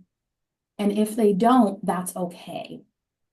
But we're constantly examining what is our values hierarchy? Where do we really want to spend our time, our attention, our resources? And when we do that, we have faith that our life will be the expansive vision that we really want.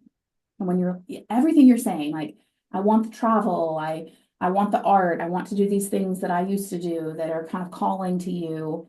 Trust that. Trust that your future self is saying, hey, come over here, try this. You tried that path and you learned a lot from it and you enjoyed it and you got a lot of benefit out of it. There's no there's nothing wrong with the fact that you went down that path. It will always be a part of you. You will always have the growth that came from that. And now your future self is saying, hey, come over here. Trust it, right? Just like when you go on a hike, next time you go on that hike, you remember it. Like, oh, yeah, I remember that tree or that rock or, right? You can go down the path of podcasting and business again in the future and it'll be easier. You don't lose it. You don't lose it at all. It's inside of you. It will always be inside of you. Your future self is saying, hey, we want to go this way. All right, thank you. Did you make your decision?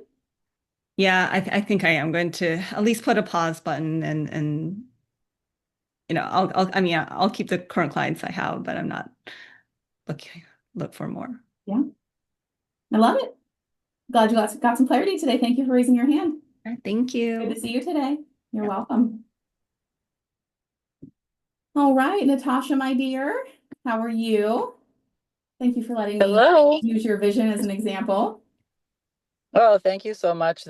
I'm so excited to continue to work on things this year. And I've been very grateful for this whole group and your coaching. And I would like to just present three themes that I would like to thread together for all of 2026 that I know I will need work. Okay. One is I believe that I can have a life in which I really take the time to take care of myself. And by that, I mean my physical health, my sleep, and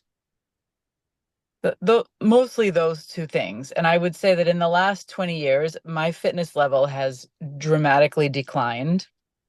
And I think the limiting belief that I've been living out is that I always need to do something else before I take care of myself, go to the gym, exercise, Mhm. sleep enough, meditate, all that stuff. I'm trying to unwind that. Okay. And I had this really cool vision a couple weeks ago doing a breath work exercise. And I wanted to ask you to help me thread the whole thing together. Okay. So the vision was I was after the breath work, I was visioning something I was extremely grateful for, which was the birth of my daughter. And it occurred to me that I wanted her to experience this complete acceptance and love that I can easily tap into remembering that moment. And by extension, I realized like, oh, like this is something that could teach me how to love myself just the way I'm trying to ask Mm-hmm. her to love herself. Mm-hmm. And I thought, I wonder if she could envision her own, like the tremendous gratitude of a mother having had a baby. And of course, I don't really think so because I even tried to envision my own. And I thought, I can't really even imagine my own birth and having my mother be that grateful. But I can at least know this experience that I've had with my own kids. And so I feel like there's a thread of learning that right after that breath work, I could immediately envision taking care of myself and exercising all the time and eating really healthy meals and enjoying taking the time that would require. And yet, it's been 2 weeks and my track record has faltered. Okay. So I recognize, if it's been 20 years that my fitness has been waning, that it will take undoing something within my mindset to allow myself to embrace that again. You had the care of self and the physical health and the gratitude and the like birth experience and kind of that time traveling there. What was the third thing? You said there were three themes that you wanted to thread together. Well, one is just that I do believe it's possible. Okay. And in fact, I run an organization, and the whole MO of the organization is like, how can we in healthcare work in a way that's actually healthy for our own lives? Okay. So that's one. Okay. Okay. That's beautiful. I'm glad I asked that clarifying question because you have everything you need. The most important one is the belief that it's possible. And the belief that it's possible for you, not just that it's just this abstract, like, well, there's some people in the world that do it, right? But that it's possible for you. Mhm. Tell me a little bit more about the last couple of weeks between when you had the vision of seeing yourself as a newborn human and feeling a tremendous amount of love and knowing that you would care for that body and love that body and give it all the resources that it needs. And then you said that was 2 weeks ago, and you said my track record has faltered, but let's flip that and let's look at Mhm. the other side of that coin. What has been different over the last 2 weeks than, say, over the last years or 20 years? Okay, sure. So definitely, I for 6 months I've been meaning to look up the class schedule at these two different gyms, and I finally did it last week. And then I've been to a Zumba class a couple times, Okay. and How just many times? twice. Twice. And Okay. just the idea that I took the time to actually look at the class schedule, which is something I hadn't done in 6 months, although that had been my intention. I felt like, Mm-hmm. okay, this is Mm-hmm. progress. Yes. Yes. Um, And I have realized in the visioning work this week that it all begins with going to bed on time. And Mm-hmm. really, if I don't get enough sleep, then everything kind of trickles away. Um, but I would say I have a belief that I really need to go be in the office so that people can see that I'm there and I am leading this charge. Like, we've had a big change. I do want to be present, and I don't want people to think, well, where the heck is she? You know, Mm-hmm. Mm-hmm. leading this big thing. And so I have been extremely committed, especially after a week of a few months of traveling a lot, to be in the office at 8 every day. And usually I don't leave until 6. And noticing that I don't take the time then afterwards all the time to make sure I actually get my Mm-hmm. health taken care of. Mm-hmm. Mm-hmm. You know how when we're in a system and we want to affect change with other people, but maybe those other people don't have the same level of buy-in that we do. And so they will tell themselves all sorts of goofy stories about the change. I wonder if you could flip the story of, well, I'm trying to impact this big change in my organization, so I need to be there and I need to be present to, I wonder if there's a reality where if the other people in your organization tell themselves the story, whether it's true or not, that, well, gosh, in order for this change to happen, she has to work 10 hours a day and work herself to the bone. And I don't want to do, I don't want to, Right. right? So maybe this change is too big and too scary and impossible. And if what she's doing is what it takes for it to happen, I'm not Uh-huh. signing up for that.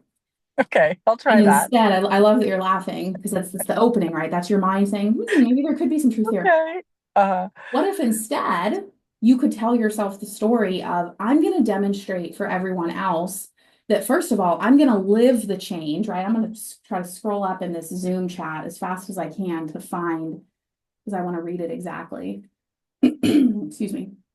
I have a vision for my whole organization that we can tell ourselves empowering stories together so that we can create a healthier place in healthcare that is truly both healthy and empowering for every individual, for every employee, for every patient. Okay, those were your words. yep. And you could say, I'm going to model for people what that looks like. Hmm. That doesn't have to look like 9, 10, 11-hour days, burning both ends of the candle, running yourself ragged, not prioritizing your own health. I'm going to model what that looks like. And when someone sees that I'm not here, that my office door is closed, they're going to know that I'm out living it, and that means that it's possible for them too to live it and live their own full lives. Mm-hmm. Mm-hmm. Mm-hmm. And then you just have to practice it. And I'm going to give you a couple other little like tangible things that you can do to connect to this vision, this version of yourself. Practice it, and just like with the coaching we just did, believe that you can pivot.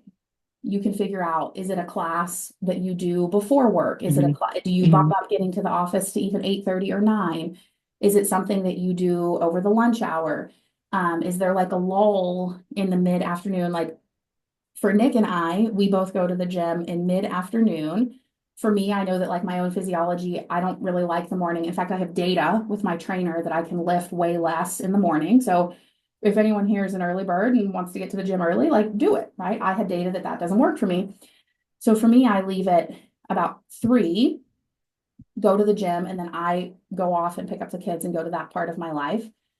Nick will often leave at like 3 or 3:30, and then he'll go back to the office so that he's there for that last like 30, 45 minutes to like tie up any loose ends that our leadership team might have, or, an email might come in. And he's like, yeah, I really want to answer this today and not, let this go to the next business day. So that's what works for me. That's what works for him. But can you find a way, and you can pivot? You can say, I'm going to try this for a month, see what works. I'm going to try this for a month, see what works. And then connecting to this future self, that creating like a Google Doc or something on your phone, that every time you are at the end of, let's say like that Zumba class, if that's what works for you and you enjoy, you open up that Google Doc and you write one sentence. How do you feel? I feel so energized. I feel so powerful. I feel so clear-headed. A solution came to me. Natasha, I tell you, I am always so surprised. I will chew on something at work for 6 hours, 8 hours, a couple of days. I'll go to the gym. I'll get those endorphins flowing. And there's something about like the fact that I'm thinking about it, but I'm not thinking about it because I have to Yes. be my motor system too, right? That way I don't Yep. just fall out of the sky, right? That my mind is like, well, here's the answer. I'm like, Right. oh, okay. I thought about that for like 10 Mm-hmm. hours and I got it here in like 45 minutes, right? So having that document with yourself so that inevitably this will happen, right? This is one of those examples of planning for the obstacle. So that inevitably when it's the middle of the day or the morning or whatever, and you're like, well, I can't make it to the class. There's too many emails, too many fires I need to put out. This person needs me, this, that, this. You open that document, and in 45 seconds, you can read it. And it's this like mix of your earlier self and your future self saying, go, go, it will be okay. It will be wonderful. You will get benefit out of this. Everything else is not going to collapse around you. You know that you get so much goodness out of this. Go, go, go. It becomes like your own internal accountability partner. Mm-hmm. You can do the same thing with alarms. I'm a big believer in having digital, tangible reminders of who we really want to be so that we can condition that into our nervous system. So the one that like first came to my mind when you mentioned that it's about getting to bed on time. Mm-hmm. Right. So you probably have a lot of narratives of like, well, I get a lot done at night, or I need to button up a couple loose ends, or I just need to do one more thing, cross off, do this, like 5 more minutes, 5 more minutes, right? And the next thing you know, you're not getting enough sleep. But if you set an alarm on your phone that happens every day, maybe say like 2.5 hours before you want to go to bed, so that you don't feel time scarcity. I don't want you to get the alarm that's like, drop everything you're doing and go to bed, because your mind will just be like, no, I'm not doing that, right? So like 2.5 hours, so that you feel like you have plenty of time. Okay, what are the things I need to do? What are the conversations I need to have? Any little errands I need to run, right? Whatever.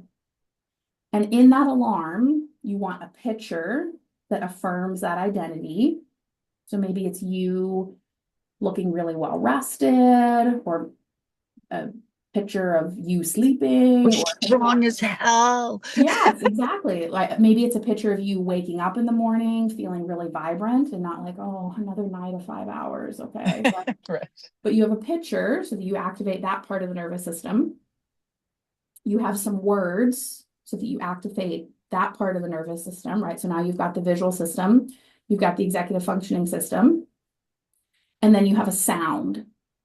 Maybe it's a peaceful sound that kind of moves you into sleep. Maybe it's an empowering sound that more connects you to that next morning version. You can test with these things, but then you're activating the auditory part of your nervous system as well. So you're activating 3 different parts of your nervous system, and you get that alarm on your phone. So it becomes this connection to your future self that says, hey, when you were connecting with who you really want to be, not swept up into the minutia of life, but who you really want to be, this is what you committed to. This is what you know is possible.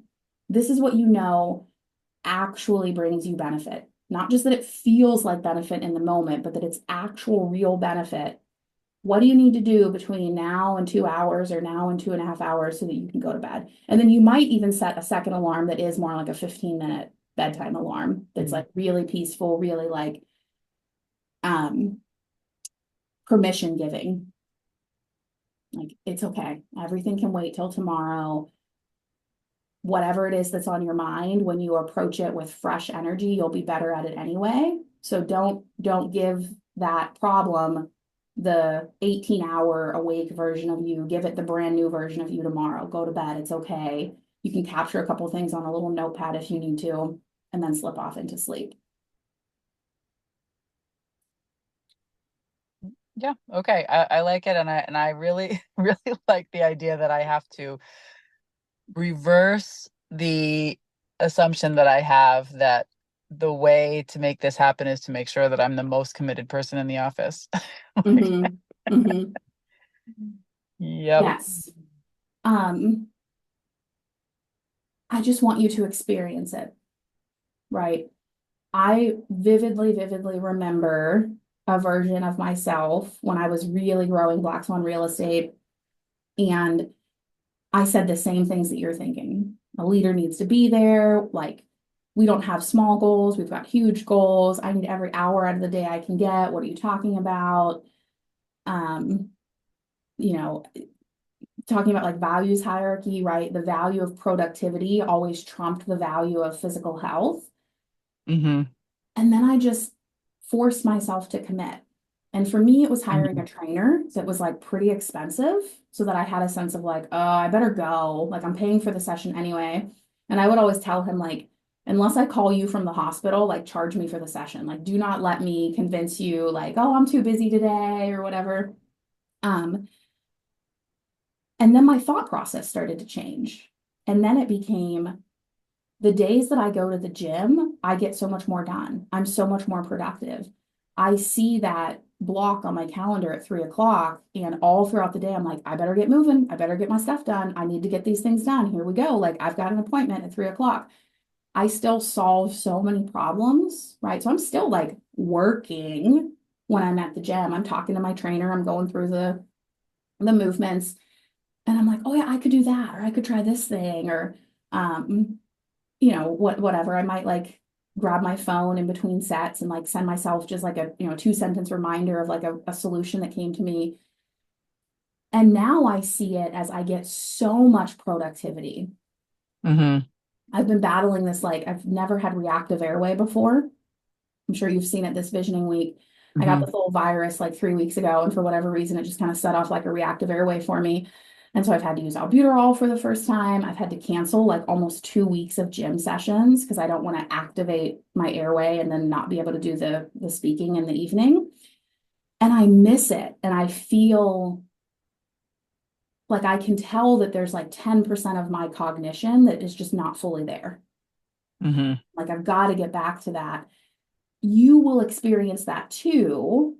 And then you'll be in a belief system where you'll say, I have to go to the gym. I have to take care of, like, I have to do these things because that's what builds the foundation so that I can be the leader that I want, so that I can be an example of what's possible, so that I can tell the empowering stories and create the healthier place that's both healthy and empowering for every individual. You are an individual too. You're part of the ecosystem. You're a very critical part of the ecosystem. When you model it and when you embody it, everyone else around you will subconsciously follow. And that will be so much more powerful Mm. than you trying to like checklist your way through it and constantly deprioritizing your own self.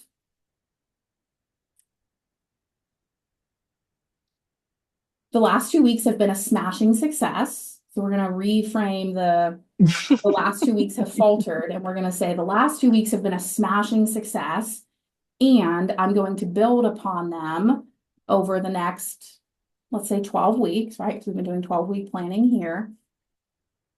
What's something that is so achievable that it would be impossible for you to not succeed at over the next 12 weeks that's related to your physical health?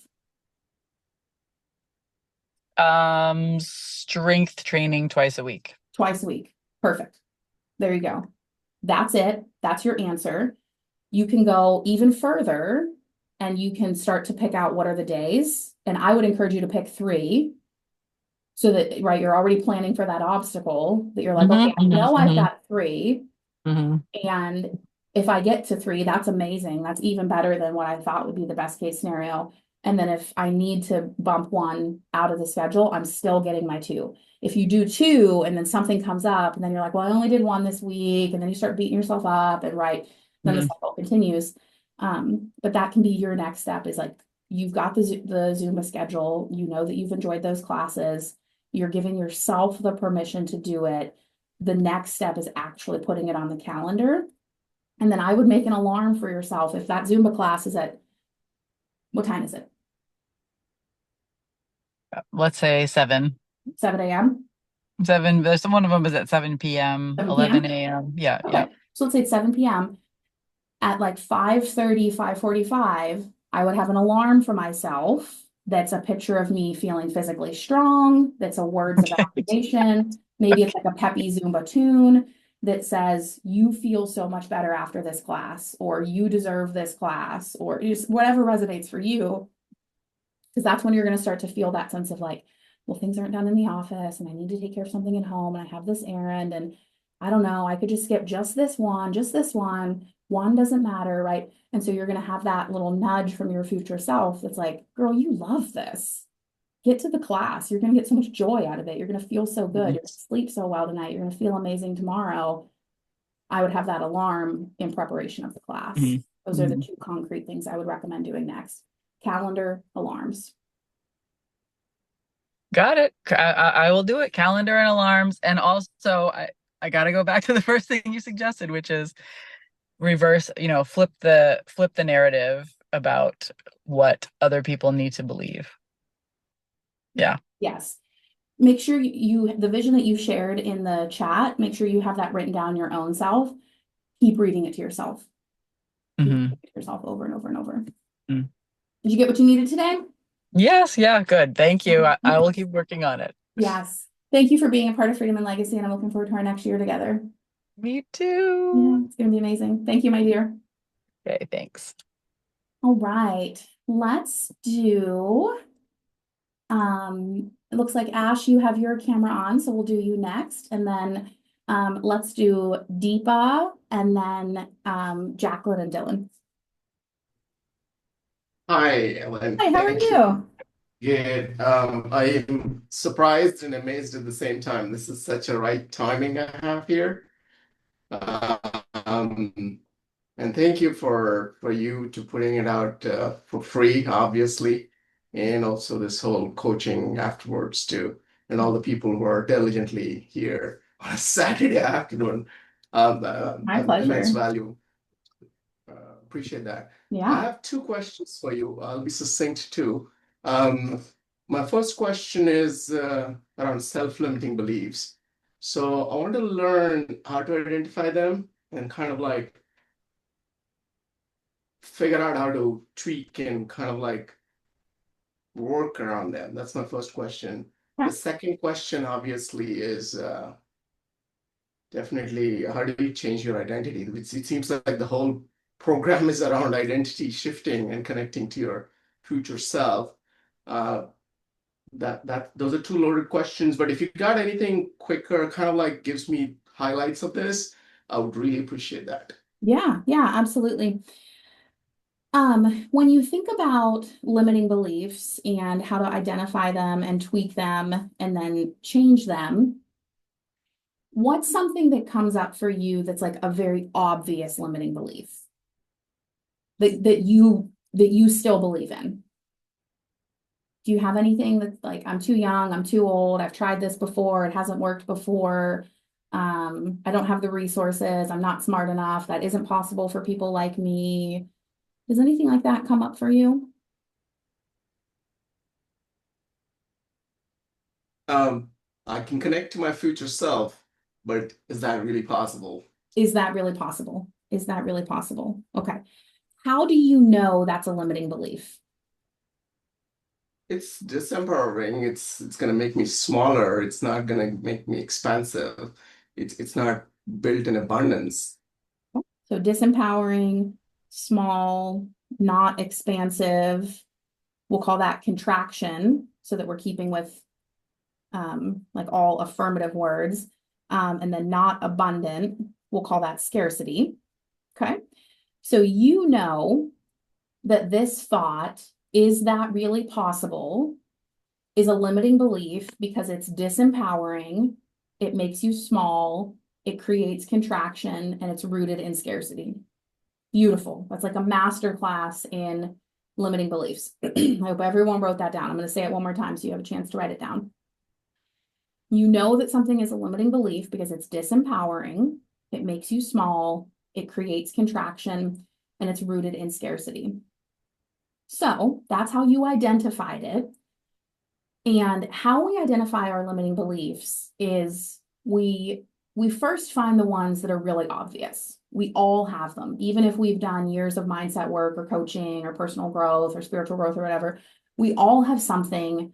For me, mine is I see people like, I'm not even gonna name names so that we don't even, so that none of us even like take in any, thoughts we might have about that person. But I'll see people that are living like really expansive lives, like the household names, right? The movers and shakers of like all of humanity.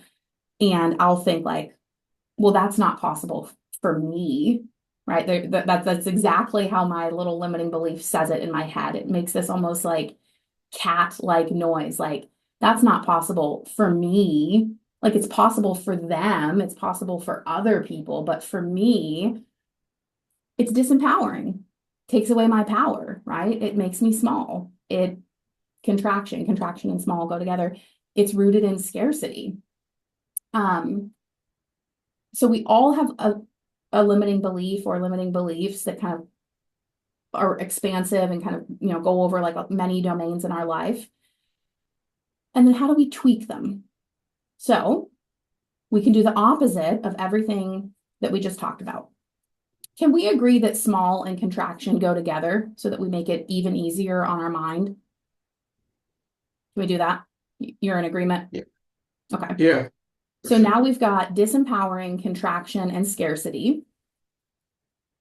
So we want to do the opposite, right? I'm writing this down. I write a lot. So we want to make it empowering, expansive, and abundant. It was all of the things that you said, I know that I can identify when something is a limiting belief because it's not expansive. And I said, oh, well, that's contraction. And you said it's not abundant. And I said, oh, that's scarcity. And I did that purposefully because we want to have one word. We want to make it as cognitively as easy as possible when we're identifying our limiting beliefs, because limiting beliefs is an emotional way of thinking.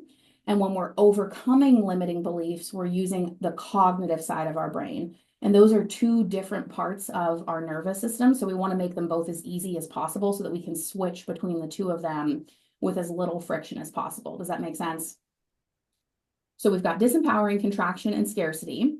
And the opposite of that would be empowering, expansive, and abundant. So how do we take the sentence, is that really possible, and make it empowering, expansive, and abundant? What would you say? Is that really possible? take the no out of it. So it's possible. That's one. Mm-hmm. Good. It's within my reach, Mm-hmm. Love that. and I can see Not it just possible, emotionally, it's within my reach. That there's more conviction there. What else would you say? and I'll feel joy and all the abundance when I'm there. It feels good. Yeah. That's Feels good. often how we know we're on the right path. There's the feels good that fools us that we know isn't actually good. Like when we're like watching stupid TV or scrolling on social and it like sort of feels good in the moment, but we know it's not joy, right? When we use the word joy, that's when we know we're living who we really want to be, who we really are meant to be. So, is that really possible when we take that sentence and we make it empowering, expansive, and abundant? It becomes, it is possible. I would actually push it a little, I wouldn't say it's possible. I would say it is possible. There's a certain level of declaration in that. It is possible. It is within my reach. I absolutely love that, Ash. That was just beautiful. It is possible. Our mind can throw up another limiting belief of like, well, possible for someone else, or possible with a lot of work, or possible, but it's going to be painful, right? So then that next belief of it is within my reach, you feel how that feels a little simpler, feels a little more like, it's not just possible, it is within my reach. It is within my grasp. Does that one feel even more a sense of like, I don't even have to stretch for it. It can just come to me. I can find a way to draw it closer to me. I don't have to reach for it. It can just come to me and I can grasp it. I feel joy and abundant when I create this thing. So your first question was, how do I identify a limiting belief? How do I tweak it? And then how do I work around it? That's the process right there. You ask yourself, what is the thought that I have?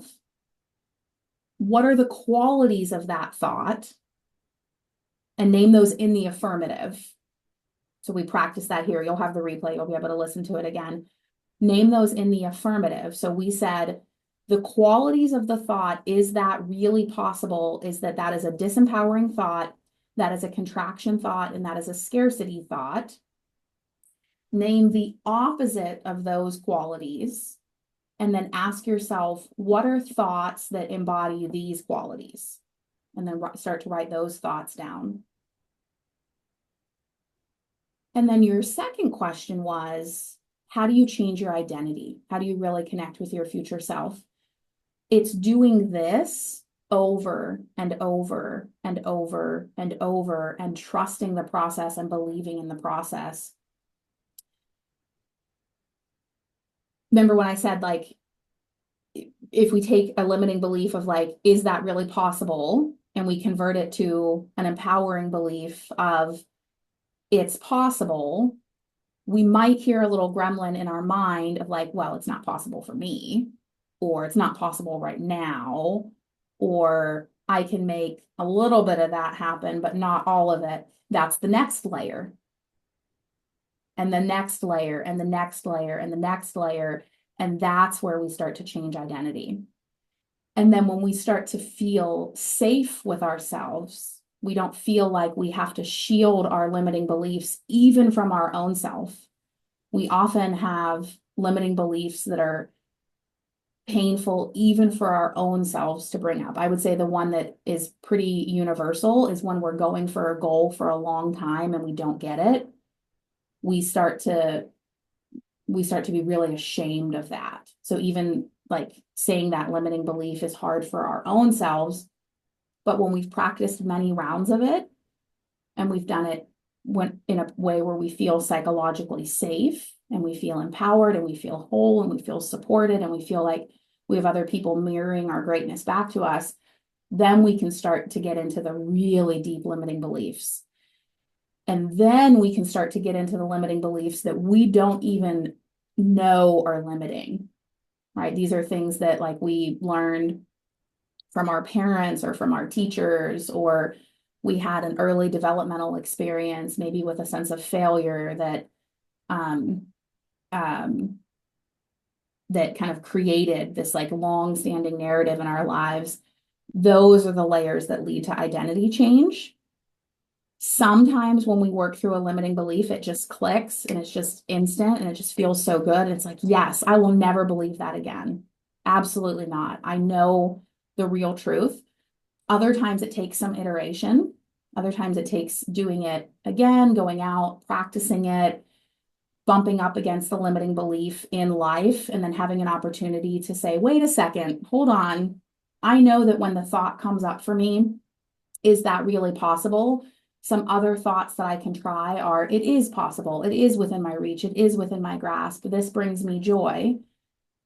And then we practice those loops. And all of this comes back to the idea of neuroplasticity, that we're rewiring the nervous system. We're allowing these older beliefs and habits and stories and patterns that no longer serve us, that actively hold us back, literally at the level of the brain, the cellular level in the brain. We're allowing those neural pathways to atrophy and die off. And we're creating and supporting new neural pathways, and then we're strengthening them and using them over and over and over again. What fires together, wires together in the nervous system until we find that those are the pathways that are instantly coming up. We no longer have to go through it slowly and consciously. We go through it unconsciously, effortlessly, very quickly. That is called the transition between conscious competence, which is I'm going to think about this and I'm going to do it, to unconscious competence, which it happens before I ever even realize it. That's also called muscle memory. What are you hearing there? What's coming up for you? One word came to me when you said conscious to unconscious was mastery. That's the word Exactly. that came to me. Exactly. Yeah, I appreciate you giving that neurosurgery of belief system. Thank you. Is there another limiting belief you want to work through? Another one? Yeah. I'll probably need anesthesia now. What's that? I would probably need anesthesia now, not consciously to do that. Well, your second question was, how do I change identity? And the answer to that is you change a lot of limiting beliefs. So if you want to change a second one, I'd be happy to work through it with you. It'll go faster because we know the recipe. Are you talking, could you ask that question again? I kind of lost you. Back in the beginning of when we started talking, you said, how do I know if something is a limiting belief? And then you said, my second question is, how do I change identity? And then we went through the process of identifying a limiting belief. The one that you identified was, is that really possible? And then we dissected it and we came up with the empowering beliefs, which was, it is possible, it is within my reach, I feel joy when I do this. And then your second question was, how do I change identity? And my answer to that is, we change our identity when we change many of our limiting beliefs.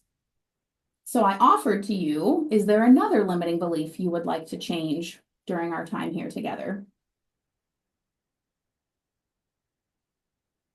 I'll be very vulnerable. Brene Brown is coming now. Okay.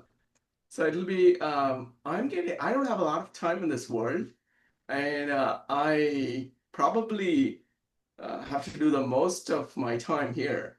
So that kind of like puts me in a place where I'm like rushed to do things, and that energy is not very constructive too. So that's kind of like a fear, kind of like a negative disempowering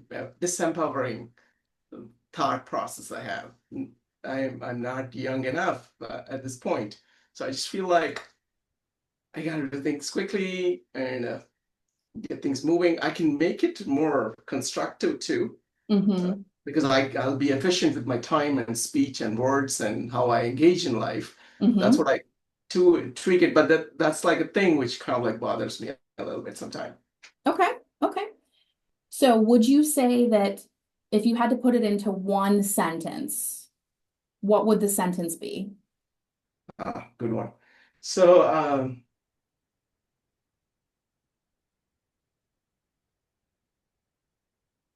I'm afraid that I would die quicker, earlier Okay. than what's my life expectancy is. Okay. I have that fear. Okay. Okay. What are the qualities of that thought? It's very negative. It's distractive. It's kind of like fear-based, lower self. Fear-based, lower self. What was the one you said after negative, but before fear-based? Destructive. Destructive. Okay. What is the opposite of negative? Positive. What is the opposite of fear? Joy and fear. Love. Joy and love. Okay. What is the opposite of your lower self? Higher self. Okay. And then what is the opposite of destructive? Constructive. Constructive. Okay. So what is the sentence that you can create that you believe at least a little bit that is, in many ways the opposite of I'm afraid I will die early, that's positive, joyful, full of love, that comes from your higher self and that's constructive? I won't die quicker, earlier than what I'm supposed to, and I'll have an abundant life, and whatever time I have, I'll make the most out of it. Yes, yes. I love that you've got several sentences. It was very similar to when you said it's possible, it's within my reach, I feel joy, right? That tells me that the empowering beliefs are just like right there. They're right at the forefront, and they're hungry to be used by you, right? I couldn't even write them down fast enough. I won't die earlier than I'm supposed to. Whatever time I have, I'll make the most of it. As you were saying those things, I was thinking about kind of the greats in humanity, and many of them died much younger than you are, right? And yet had tremendous impact and continue to be remembered, long after they're gone. Is it believable to you, the thought that the impact that you can create in life and the amount of time that you have to do it are not necessarily correlated? That's believable to you? I'm getting in grips with that idea. I know that impact is it's not chronological, it's chronos time. I'm trying to get a grip on that idea. Yes, Time is yes. not linear. Linear time is usually non-linear when it comes to impact. 100%, 100%. And do you believe the thought that what you were able to accomplish at this age with this level of experience and mindset and connections and resources and expertise and all of the things that you have today, that you can create more in a day, an hour, a week than you could have at 25 or 15 or 5? Into the future, I'm going to borrow the way you said it. It was so eloquent. 100%. Yeah, right. So we can have a belief that I have a belief that I think is rooted somewhat in science, that the humans that are alive right now, if we can keep ourselves away from like a destructive illness that we have little control over, or car wreck, or something like that, if we can just keep ourselves alive long enough, we may have the potential for immortality because of the advances in science and medicine and technology and those sorts of things. Who knows? But things are just moving so quickly that who knows what things might look like 20 years from now, 25 years from now, 30 years from now, right? And yet we also, right, I always get like a little chills when I say this, like any of us on this call may not make it till tomorrow. Could be you, could be me, could be someone else, we don't know, right? We hope that we all make it till tomorrow. We pray that we all make it till tomorrow, but we have no guarantee. There's no way that any of us right now could say, I know with 100% certainty that every single one of us is going to make it till tomorrow. We can't say that, right? So we live in that place, right? Memento mori, right? Of I fear death and I love death because it guides me to become who I want to become. I create these little like memento mori stickers. I mail them to people. It's a huge part of my way of thinking. And everything you said of I'm more efficient, I can create more. It gives you a sense of gratitude. It gives you a sense of you know what really matters to you. You know what you really want to focus on. You know to let go of the bullshit and the stuff that doesn't move the needle for you and not get stuck in, patterns that are spin, but they're not actually forward momentum. All of that is the empowering beliefs around the thought of I'm afraid I'll die earlier than I should. And then it becomes, this is where identity change happens. Then it becomes that this thought that at one point felt like a limiting belief for you actually becomes a major part of your character development.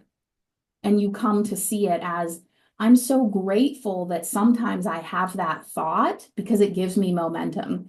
I'm so grateful that sometimes I have that thought because it gives me a hyper focus on what really matters. It makes me appreciate each and every day.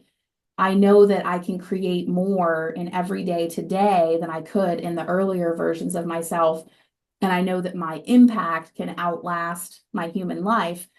I'm going to do things to take care of my physical body to give myself the best chance possible to live as long as possible. And you see how something that at one point was a limiting belief actually becomes one of your greatest strengths. It becomes one of the main narratives that you're running in the background at all times. That's identity change. That was your second question, was how do I have identity change?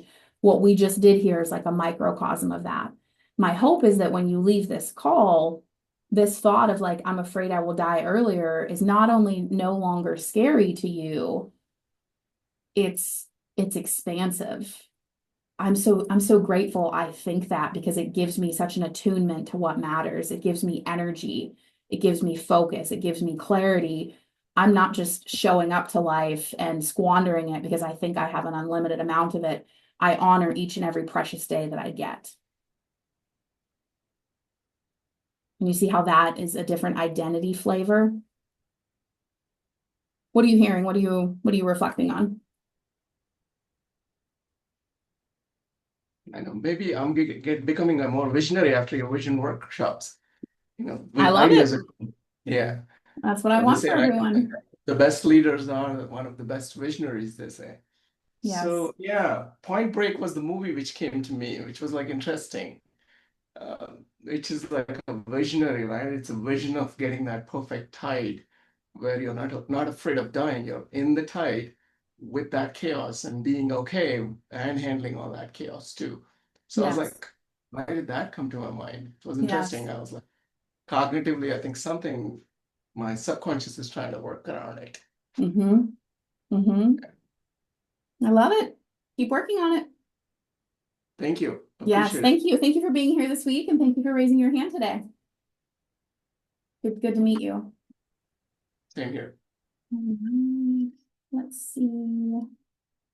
I think maybe Deepa needed to drop off. I think I was gonna call on her next, but I don't see her hand up.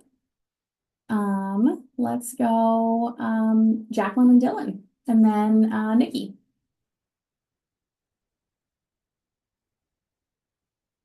Hello, Hello, how are you? Tina in the house. Yeah, Yeah.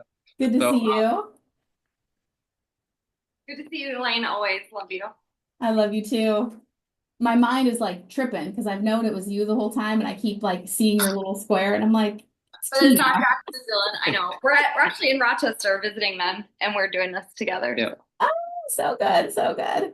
Okay, but Dylan, anyways, yes, no. Tell us what's coming up. So yeah, pretty much, I guess like where I'm at with things is, nurse by profession. A few years ago, I took a job at Above All Roofing here in town.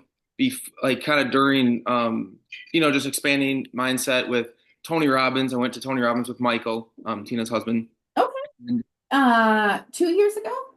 I think what was it? Yeah, cheers. Yeah, Yeah. 2 years ago, Okay. pretty much. Yeah. Okay. So, So you would have met my husband, Nick. yes, yeah, yep. Yeah. We hung out with Okay. Nick there that day. So, or that trip. So, anyways, I know that I have like I've been beginning to crack the eggshell of like feeling that being stuck in middle class mindset, like taking the job at Above All, it was a risk, but it allowed me to realize that like how possible it is to see how not only a small business functions or smaller business, that I have passions and desires in that type of field instead of nursing where you're kind of stuck in certain rigorous, like, you're always in a 9 to 5 role type of thing, or 12-hour shifts, whatever. You're only going to be able to make a certain amount of salary unless you get into sales or, it's all kind of, it's a great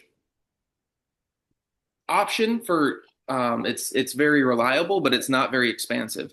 And I just feel like God was kind of had me on this journey of breaking the eggshell of what's possible out there. And so on this path, I feel like I am a very passionate and I would say competent person, so that I have desires to, like, again, being above all, it's like I've had these kind of my lenses change where I'm like I can see the future of like how possible it is to not only start my own business but to also like the growth that can happen inside a business or um, kind of just what my desires are and passions in life in general. So I feel like I'm a really good visionary. I'm one of the things I'm best at is identifying problems and then solving them in not just like the straightforward mundane way, but in creative avenues or just being able to um, yeah, I don't know, just I have a lot of I can tell that gives me energy is solving problems and that giving new angles on how to solve some problems, and then also just like relative life things is just like investing. Definitely want to be saving and investing for the future. What's the best modem for that? Is it going to be real estate? Is it short-term rentals? Is Mhm. it multifamily? Jump in right away. My brother and I have been essentially saving for 4 years now, Good. and it's like like timing the market right. It's like it's never the time is now. It's always the best time right now, and we get that, but we also want to we have both young families. So like my wife and we have 3 kids now. We just had our third. So there's a lot of limiting beliefs in that, but also it's reality. So just kind of trying to balance out all that stuff. And I think my biggest thing from there is like I know that there are so many options, avenues. I just want to choose the right one and the one that fits me best. But I kind of have that analysis paralysis where Mm. what one do I go down and where is the next step? I kind of don't know what the next step is other than I feel like I'm in a phase of sponge, just like absorbing, learning. And Tina and Michael have been great, just mentors and friends. Just they're kind of Mhm. always 1 step or 2 steps ahead of us, and it's just they just bring us along for the journey. And it's been so beneficial to have them in such close vicinity, both Yeah. spiritually and just with friendship. So yeah, I guess that's kind of where my background is. And I know I'm so capable. So it's like if I just apply myself to the right avenue, the world's my oyster. And I can really tell that I can conquer or do anything I put my heart on. But kind of wondering where and what is that next step. Okay. Okay. Were you with us at the top of the call when we did the 1 year visualization? Yeah. Okay. What came up for you there? Yeah. So just like I know like some of my well, depends on where we go here. So just like strong, bold leader, quick decision maker, analyze and execute. What is it? Time management becomes paramount. Efficiency freak, optimize everything.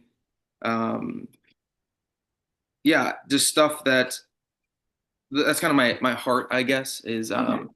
I just yeah, Okay. I'll leave it at So those are all being statements, which is wonderful, right? In our vision, we did some being statements. We also did some doing statements. that. What came up for you around doing? Like what Yeah, accomplishments do you want in 2026 or even in Q1? yeah, I think just establishing those routines. Like I know my challenges, so I want to like counter them. So like I'm relatively disorganized, but I have a lovely wife who helps me stay organized. But I need that to kind of come from within sometimes too.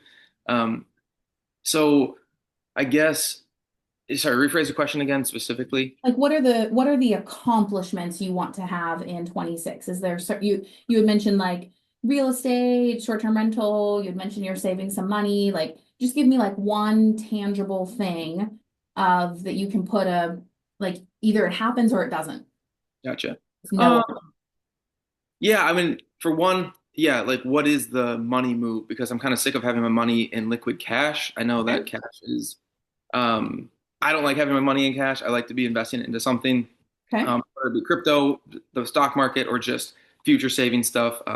We have money market stuff, which is nice. But then the other thing would just be job promotion type stuff. Like just when I took the job at Above All, more than a great. My boss is amazing. He made it work and make sense for me, but I kind of feel like it's my rookie contract. Like I need to, like there's room to expand in that for me. So either I want to see the job expand and allow me to live that next chunk up that I think I not deserve, but feel like I'm capable of Yeah. stepping into bigger roles and stuff Okay. like that. It's my first year and we did over 1 million in sales, or I did 1 million in sales. So it's like Okay. there's a lot there, and I'm more valuable than just a salesman. I feel like I have a, but I'm still like the new guy. So it's kind of like I want to stay in my lane, but also Okay. So expand. let's make those things, instead of framing those as questions, let's frame those very concretely. So in 2026, you want to make a concrete decision around where to place your liquid cash so that it best benefits you and grows. And you want to have a concrete outcome in the structure of your job that highlights the gifts that you bring to the organization and is very rewarding to you both spiritually and financially. Mm-hmm. Right? So we want to write those out as sentences so that you know the exact story, right? Mm-hmm. Imagine your wife comes to you and she's like, "Will you help me today?" And you're like, "Sure, honey, with what?" And she's like, "I don't know, just kind of like help and like, like maybe we need some laundry done, but like maybe we need food and I don't know, there's this like other thing that we need and it's kind of getting toward Christmas, so maybe think about like what the kids, what Santa, might be thinking about, start writing their list for Santa, right? Like you're like, okay, like I'd love to help you, right? I love you and I'm committed to these visions, but which one? Yeah. It's the same thing with your own self, right? With the way you talk to your own self versus if she comes to you and she says, "Can you run to the grocery store, get these 5 items, come home and get started making a chili?" You're like, "Yes, I can do that. I know exactly what to do. And I can see a chili 2 hours in the future, right? I can Mm-hmm. see that we're going to feed the family." That's how you need to speak to your own self, Okay. right? So you had said like, you phrased it as a question. You said something like, "I wonder what I'm going to do with my money," versus "I am going to make a decision about how to handle the money." And Mm-hmm. then you kind of told a story and all these different things of like, "I'm new, I've been there 1 year, but I know I'm good at it. I had 1 million of sales, but maybe I'm the new guy, but I know I'm capable of more." You were like going forward, reining yourself back, going forward, reining, right, back, forward, back, Yeah, forward, for back, sure, forward, for sure. back, right? Yeah. Declare it. I'm going to have a conversation. Well, actually, let me back up because I want to make it even more expansive. I am going to create a written vision of exactly how I show up in my job, the gifts that I bring, the talents that I bring, the skill sets that I'm continuing to even further advance. Mm-hmm. And here's how I will be compensated for that in a way that's mutually beneficial with my business, with the employer. And I'm going to have a conversation with my boss on this day to talk about bringing this vision into reality. See how those are very different energies? Yeah. Mm-hmm. Yeah. Um, there's kind of a lot to unpack here. I would encourage you to listen to the replay. There is something so powerful and so transformative about listening to our own selves as humans. And what you might sense when you listen to the replay is, I'll offer to you the thought that at least in this conversation, I don't know enough about you to make any assessments on like your whole personality or anything, but in this conversation, you believe in yourself. You know your strengths. You're excited about who you are. You're excited about the unique capabilities you have, about what you're creating. And it's like you lean forward, pull back. You lean forward, pull back. I'll give you a concrete example that's a little bit removed because I think any like ego barriers might be down. Mm-hmm. You started by telling me that you were a nurse, even though technically that's completely unrelated to everything else that you talked about. Then you told me about Above All Roofing. Then you told me about Tony Robbins. Then you told me about feeling stuck in your mindset. Then you went on like a 2 or even 3 minute thing about how nursing is great, but it gets stuck in 12-hour shifts and there's certain income limits, none of which is true. None Okay. of which is true. There's nurses out there that own their own businesses, that maybe they're doing, care for celebrities, or they found like their niche down, or they've found a way to expand their reach by having, many employees or, different location, right? Like there is no true statement that a nurse has to work a certain schedule or that a nurse has to earn a certain income. And yet you kind of like offered all of that. And then you kind of went back to, but my lens is changing and I want to start my own business and I feel like I have so much to offer and I'm really good at solving problems. And in the time that you spoke, there was a lot of really wonderful, magnificent, expansive, powerful claiming of who you really are and who you know you're capable of being. And then it was like someone was coming in. It's like you're almost like writing on a whiteboard. I'm a very visual person. Surprise, surprise, right? No one's surprised. It's like you're writing on a whiteboard. And you're like, Elaine, I am powerful. I can grow in any area. I am a really good visionary. I can solve problems. I want to invest. But then you would come, this like other version of you, this like gremlin would come in the room and like smudge it all up. Right? And then you'd have to like kind of fill that in and clean it up and like rewrite the letters and like make a, kind of clean that up and then have this another spurt of writing these other really affirmational things about yourself. And then you would come in and kind of smudge it all and like, oh, but then there's this and then there's that and then there's this and I've been saving for 4 years and I'm liquid, but I hate being liquid and right. Do you feel that? Yeah, no, I for sure. It's a yo-yo, and that's like I'm excited to. That's why my future self is. I want to analyze and make decisions quickly because I know I have analysis paralysis. So like I love information, I love taking in, but then my options. It's hard for me to execute on the certain one thing, and Okay. that's for sure a barrier of mine that the yo-yo is nauseous. It's nauseating. It's nauseating. Okay. So you know this about yourself and you know that it's not pleasant for you. Yeah, I'm becoming more aware of it through stuff like this, where more conversations with people and just trying to I want to be so it's hard. I love reality. Like reality is like I love it, right? But then there's certain things that we need to change about how we perceive our reality. So I think that's the yo-yo effect is where I feel like I have to be honest with myself with where I actually am at, but then knowing my heart is future focused, driven. I'm that whiteboard person. So Okay.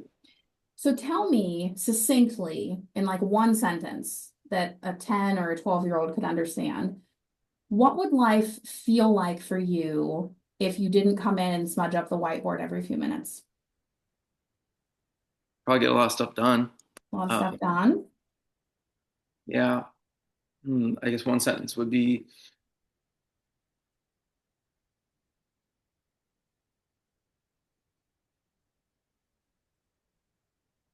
yeah, I guess achiever is the wrong word for it, but just someone, I don't know, it's tough to put in a sentence. I think you would be encouraged to do things. Yeah. What was that? I can't quite hear. She said it. I think you would be encouraged. Encouraged, okay. And you would be more Like willing. the raw sense of that word, yeah. The word that's coming to my mind is unstoppable. Do you guys think that? Does that feel like that's you?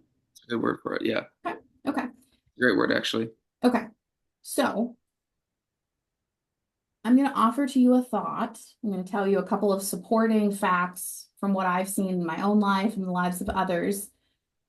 And then I want you to take that thought and play with it with an unstoppable energy and see what you can write out, okay? The reason I kind of dissected the conversation that we've been having is so that you could see this pattern. And it's so beautiful that you already have some inkling of it, right? So that when you see it reflected from a complete stranger, you're like, I do see that and I do feel that, right? You use the word nauseating or yo-yo, right? Like some really powerful emotional words there. And my hope is that it's affirming for you, that it's evident to someone that's meeting you for the first time. not in a negative way, not in a way of like, oh, this is so horrible about you or this thing precedes you, but in a way of because you know exactly what needs to be fixed, or I don't even like that word. None of us need to be fixed. You know what's holding you back. All you have to do is choose to change it. Mm. Yeah. And then you said this sentence, and this is the real sentence. This is the whole thing. I wrote it down. I like underlined it 7 different times. This is the sentence. If I apply myself to the right avenue, if I apply myself to the right avenue, with this like sense of expectation of like, if I apply myself to the right avenue, all of these good things about me, I'm a visionary, I solve problems, I get stuff done, I'm a leader, I'm quick to execute, I optimize, I'm efficient, right? I'm motivated to be more organized. But then you threw on this like wet blanket. If I apply myself to the right avenue, I will offer to you, my friend, there is no right avenue. There's no right avenue. Were you able to catch when Elisa did coaching? She was my first person I worked with. And she talked about creating the podcast and the business. And now the version of her today is like, hey, maybe I want to rein those things in and build these other aspects of my life, right? The beautiful thing about life is that we get the opportunity to try lots of different paths and to do different things. And it's clear that you're very like business oriented, financially oriented, like very outcomes oriented. So I'll share examples for you from that aspect of my life. Today, I run a portfolio that's like 450 million. We manage everything that we own. We have a construction department, a maintenance department, a facilities department. We're in multiple different locations in Minnesota. We're in Tacoma, Washington, like things that if you had told me 10 years ago, I would have been like so overwhelmed with the logistics of like, well, how could I possibly create that? That I would have just said like, that's like that's possible for someone else, right? But not for me. Or, well, which step do I take first? How do I know what to do, right? You just take a step. You just take a step, one step after another, after another, after another. Protect yourself from downside risk. Protect yourself from anything fatal, right? Don't take the money that you've been saving for 4 years and say, I'm going to try to double it. I'm going to go to Vegas this weekend. Don't do that, right? Put it into an investment that has a steady, very high likelihood of good gain and a potential for a high upside. That's what Warren Buffett says is the key ingredients to any good investment. Put yourself into situations where you have the opportunity to learn and expand and continue to grow your skill set, like at above all, where you've done 1 million, can you do 5 million? Can you do 10 million? Right? Can you not just do 2, not just 1.5, but can you pick a number that's like so outside of, can you go to your boss and say, in the whole time this company has ever existed, what's the most that any one salesperson has done in a year? And then just tack on like 100,000 to that number and say, I'm going to do that number, right? Yeah. Believe that showing up each day and making the best decisions with what you have at hand is so much more powerful than believing that you will ever find the right avenue. You could spend your entire life looking for the right avenue and you won't find it because it doesn't exist. There's no such thing. First, we did single family. Then we did single family, but we worked with private lenders. Then we did joint ventures because the market was really strong and people really wanted to participate in the upside. Then we figured out that joint ventures were inherently not scalable because we had different bank accounts for everything and we needed different invoices and our maintenance people hated us and plumbers hated us. And they're like, I went to 2 buildings side by side. It took me an hour. I don't want to have to itemize the invoice into 2 separate buildings. Then we said, okay, well, what do we do next? We don't even know. We've never even heard of anything beyond a joint venture.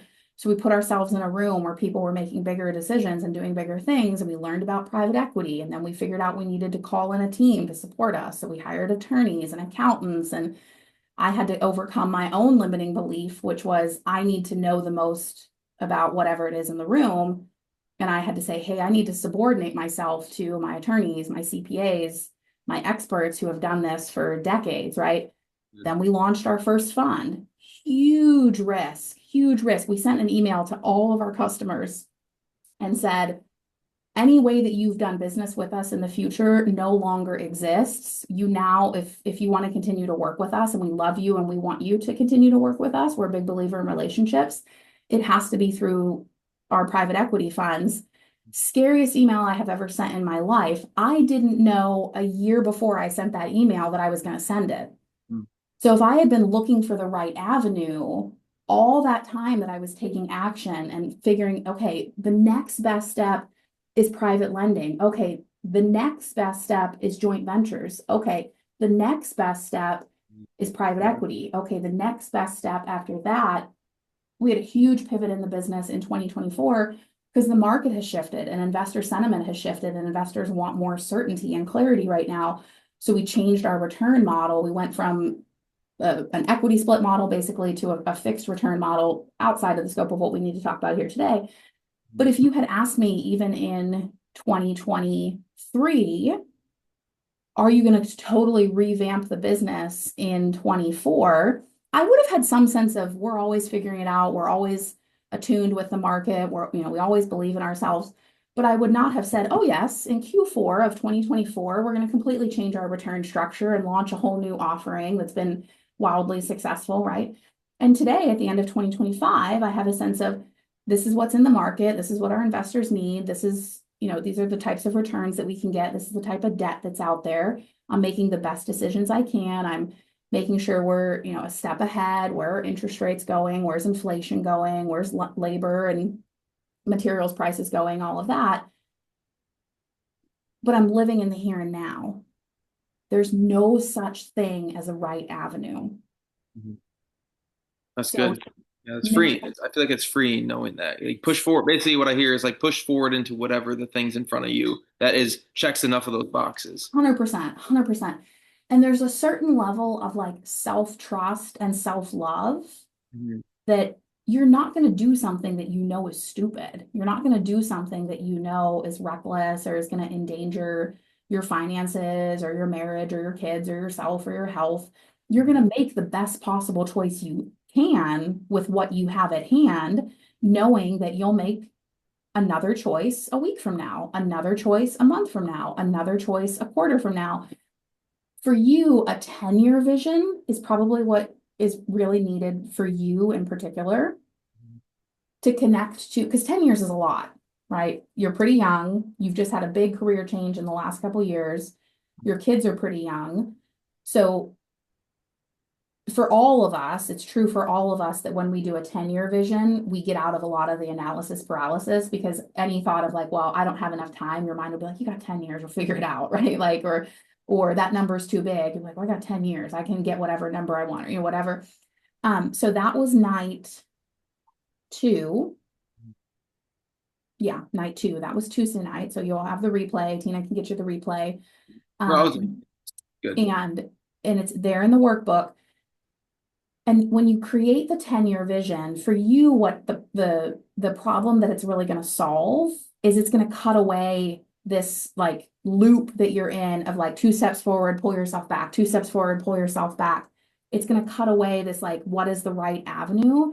And you're going to really ask yourself, what is it that I want, with no constraints, with plenty of time, with plenty of resources. Kids will be older. You won't be in the, waking up in the middle of the night in the diapers. I'm right there with you. I have a 10-year-old, 8-year-old, 5-year-old, 3-year-old to 1-year-old. I get it, right? Like you'll be able to think past that. You'll be able to think past like, what skill sets do you want to develop? What resources do you want to have? You'll be able to put numbers on it that you'll go, you're like, I've got 10 years, I'll make it happen.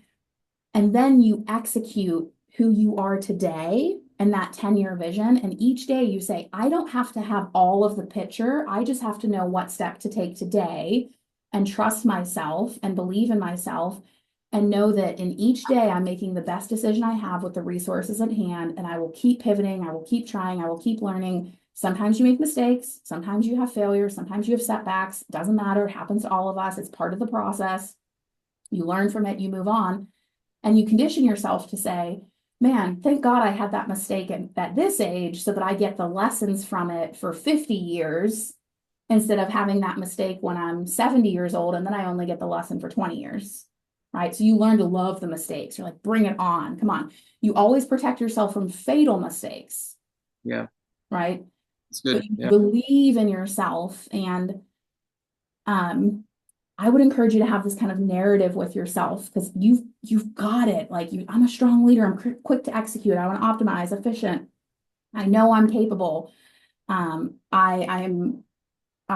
have growth in my business. I'm a really good visionary. I'm really good at solving problems. I literally can't read my own writing because I was writing so fast.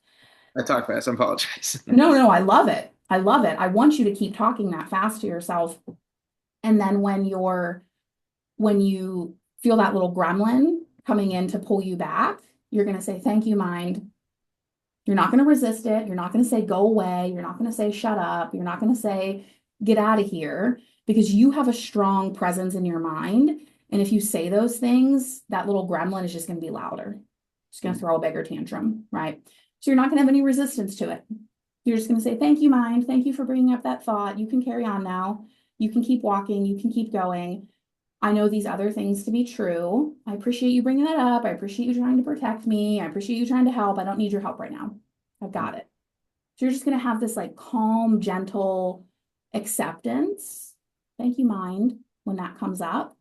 And you're going to get right back to the affirming, empowering narrative. You're going to leave this call knowing that there's no such thing as the right avenue. There is only a such thing as the next right step. Good. You're going to believe in your ability to see the step. You're going to believe in your ability to walk the path forward. And you're going to really connect deeply with your 10-year vision. No, that sounds amazing.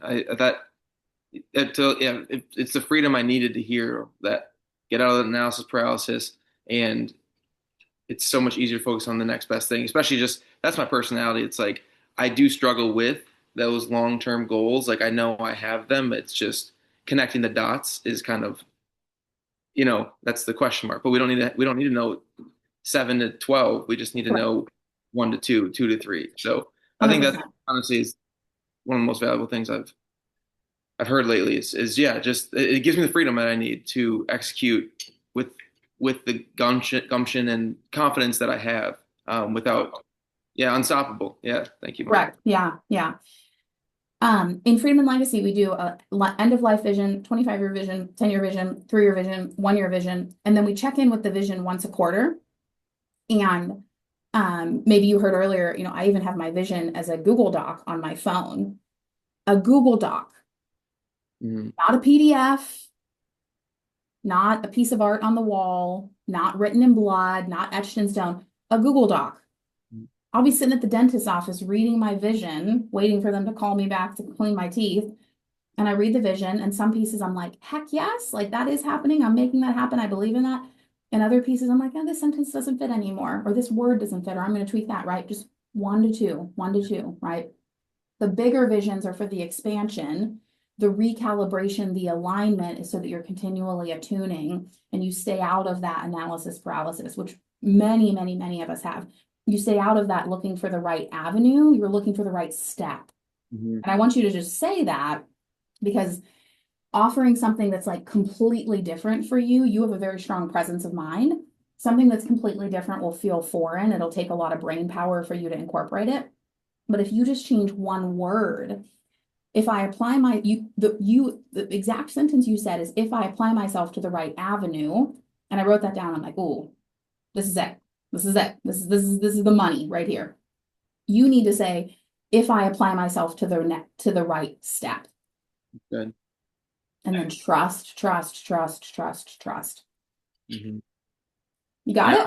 No, yeah, I appreciate that. Thank you. It's very valuable. Yeah. And, my pleasure. Thank you for raising your hand.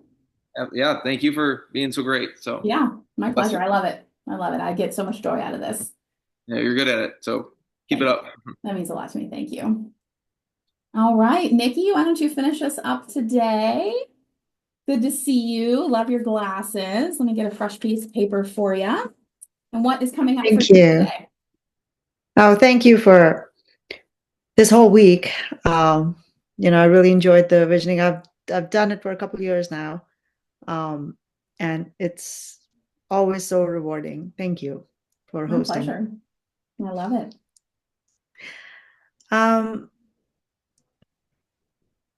So I've been here the whole week, and I did the 10-year visioning. I did the 3-year and the 1 year. But I feel like I'm lacking the clarity that I need to kind of take the next steps. You're like, okay, coming to the Q1 next steps. Okay. Yeah, it's just like I know the goals that I have, but how do you bring that into action and make it a reality? Tell me, so what I'm hearing is that in your 10-year, your 3-year, and your 1-year vision, you feel pretty solid.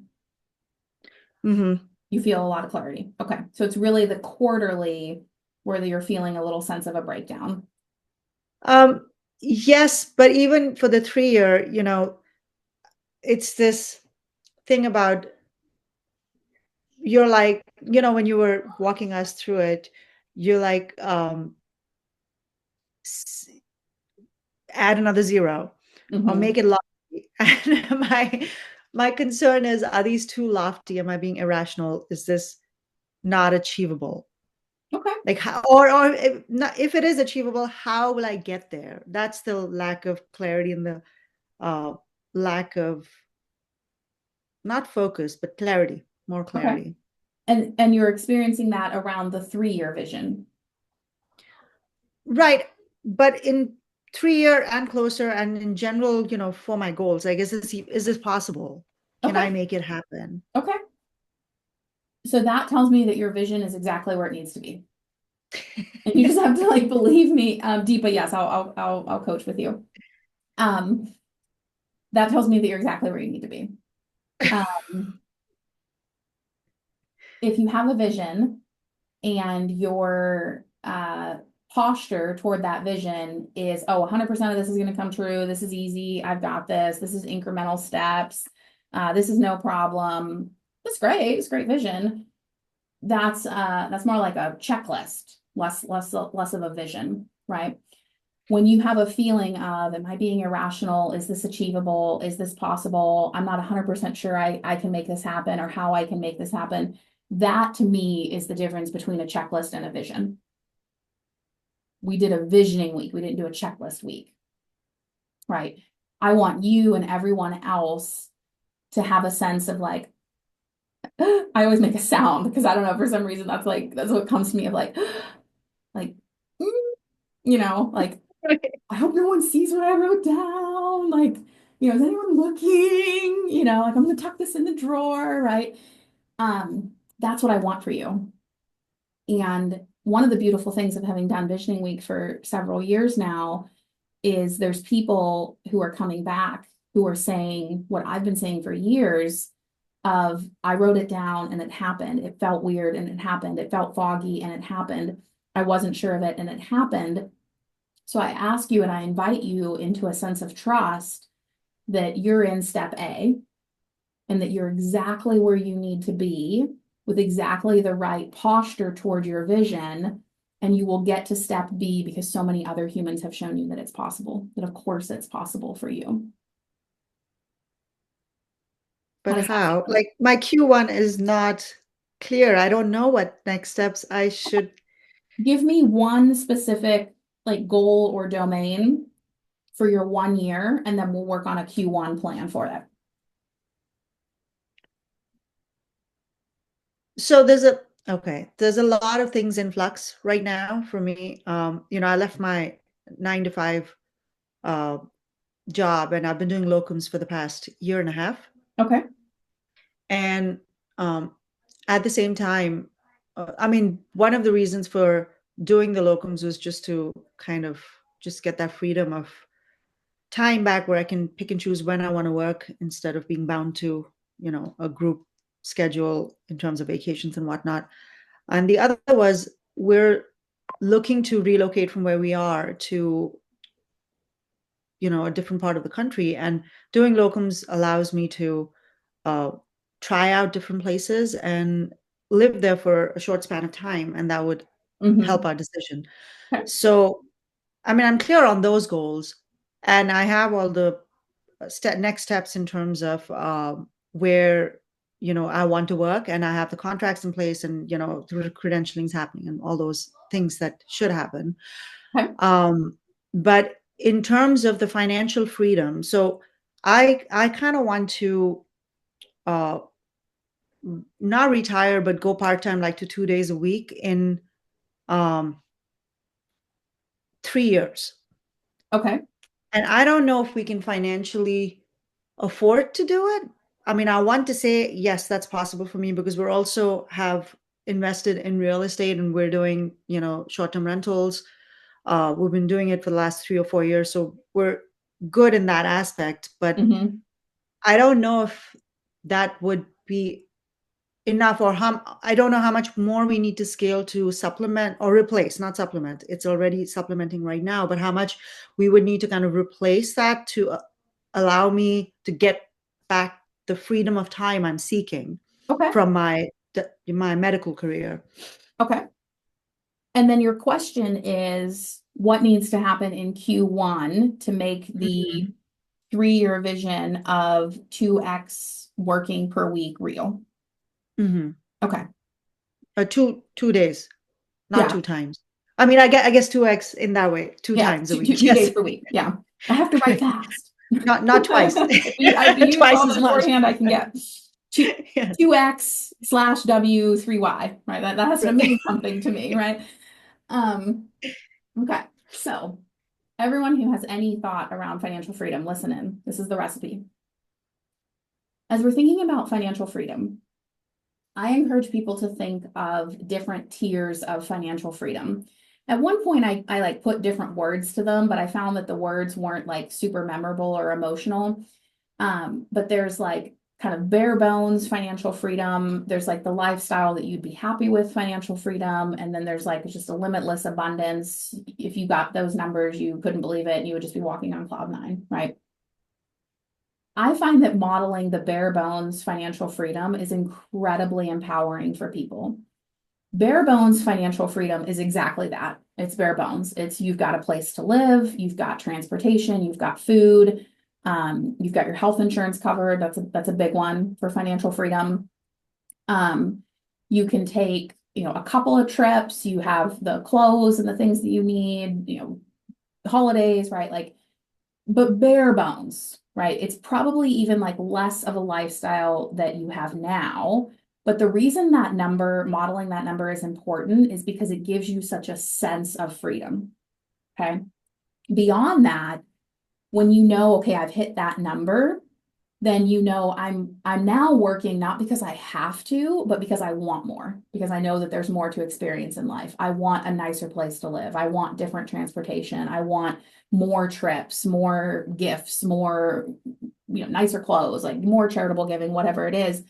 But that freedom is just completely indescribable. And it just sets people free and just unleashes their inner spirit. So what you do is you write out all of your expenses: housing, transportation, food, clothing, medical care, travel, gifts, like just write out all the categories. Inside of Freedom and Legacy, we have a template that we all work on that has all the categories. You write that, you see what that number is. Many times people find that they actually have more financial freedom than they realize. Now, again, this is the bare bones, but it's to create a psychological tipping point. And then you write out the financial freedom for the life that you really want. Where do you really want to live? What cars do you really want to drive? How many cars do you want? How many trips do you really want to take? Do you want to fly first class? Do you want luxury hotels? Whatever it is for the life that you really want. And there's going to be a difference in those numbers, probably pretty substantial, right? And then that's the one that you're working toward. But when you're in that space between when you actually own your freedom and you're working for more, it's such a different way of showing up in the world. Does that make sense? Does that like feel possible for you, that if you knew, yes, I have my bare bones freedom and I'm continuing to work and invest for more because it's what I want, that's a different energy than working because you have to? Mm-hmm. And then you make your financial freedom number for like everything you want. Like, man, if I had all this time, this is what I'm going to want to do. And these are the people I'm going to want to see and the experiences I'm going to want to have. And I'm going to want to, not just travel to this place, but go to this museum and this restaurant and this thing. And I might get involved in this charitable giving and I'll want to support it financially. And right, that's where you really kind of tap into that really expansive version. And that number is going to be really different than the first two numbers. For Q1, I would offer to you, your homework is coming up with those three numbers. Like, okay.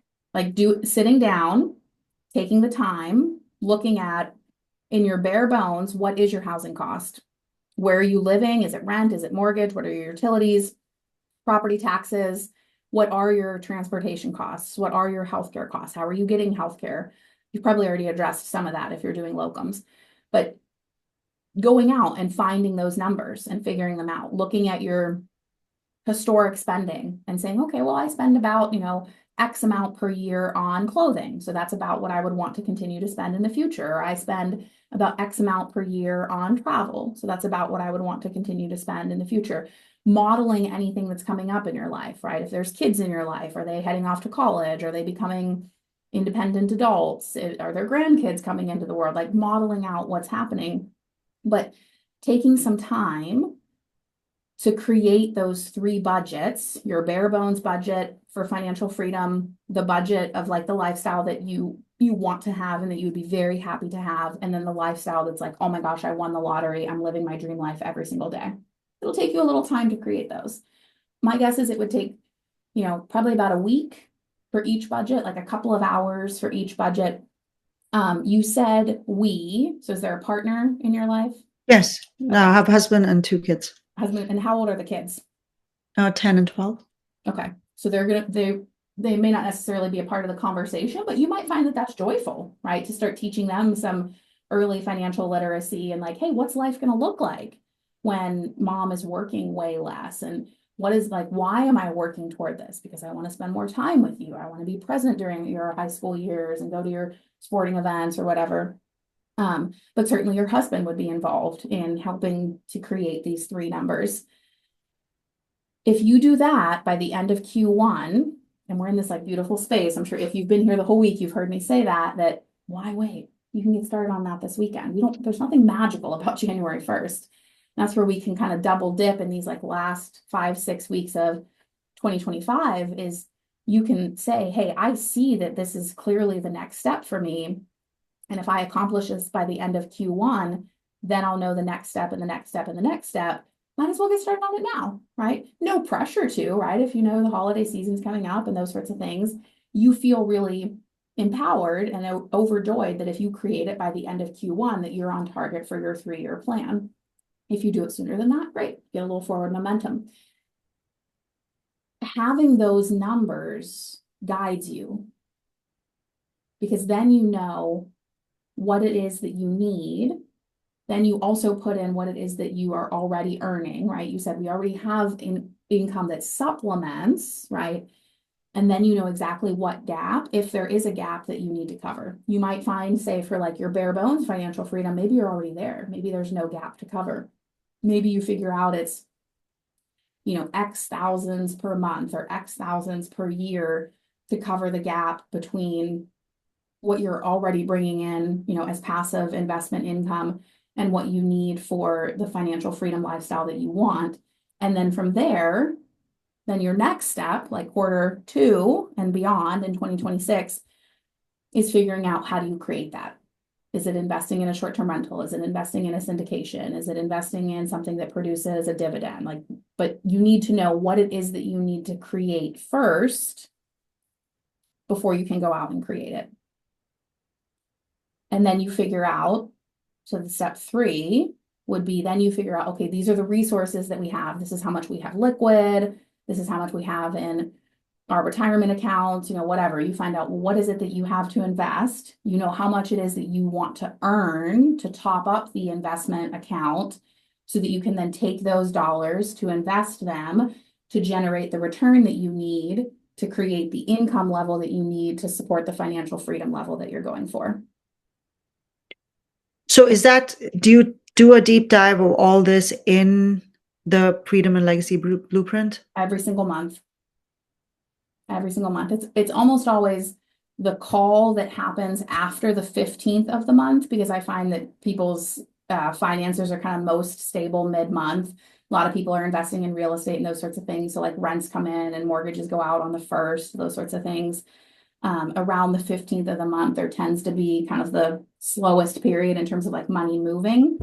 And so we do what I call our financial abundance call mid-month each month, where we talk about what are our financial freedom numbers, what the 3 different levels, how do things look now? A piece of this is also raising income now and lowering expenses now, so that the gap between, what is investable gets bigger and bigger and bigger.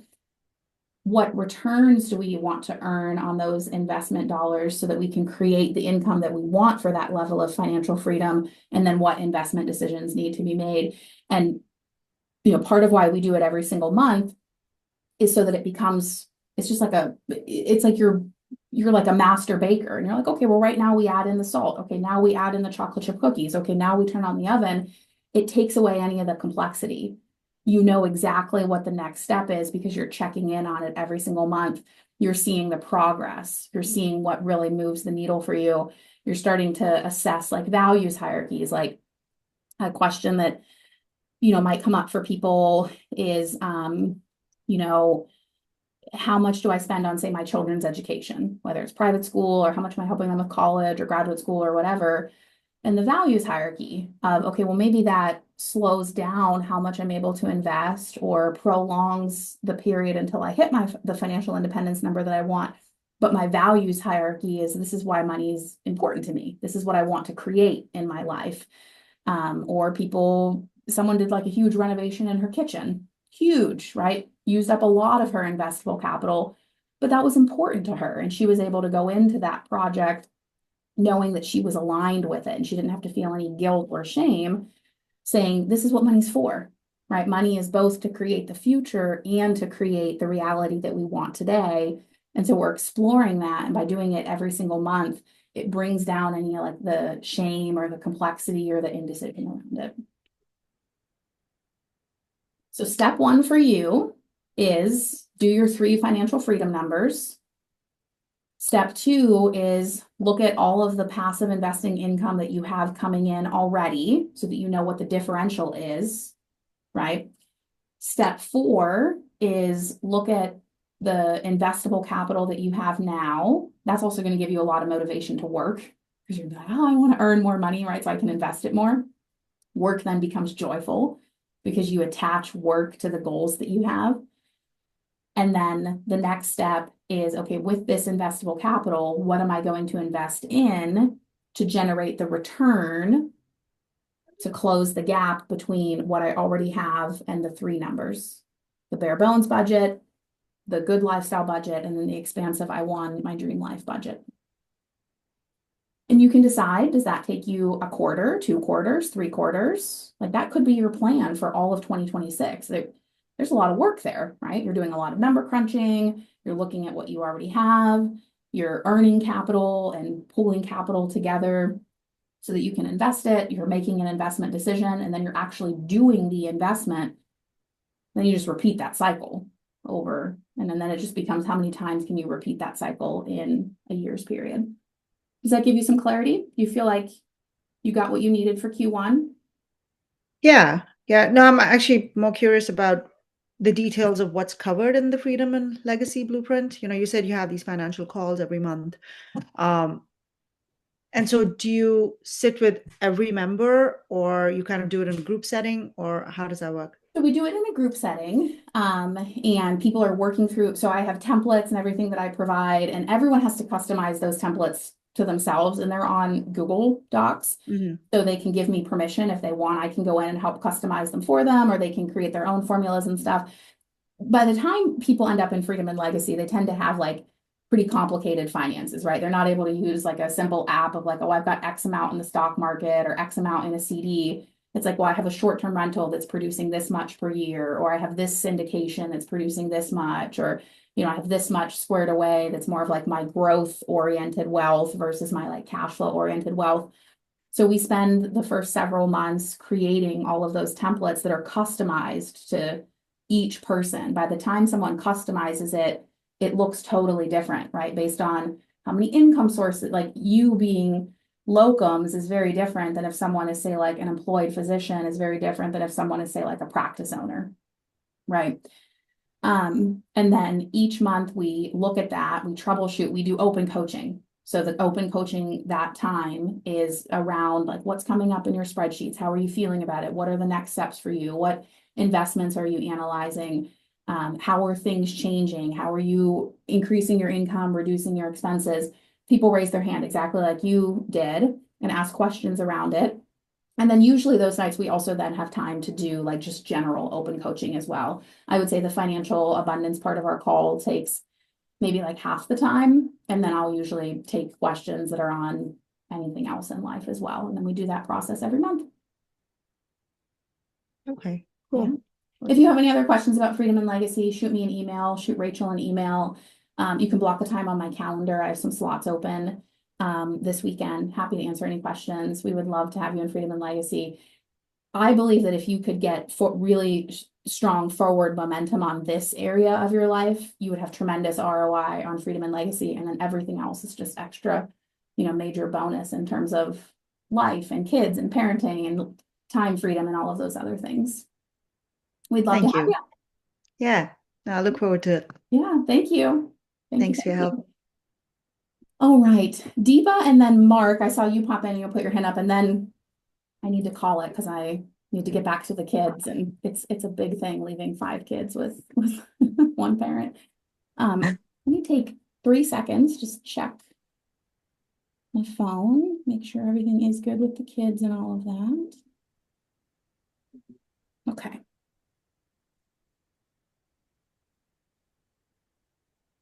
Wonderful.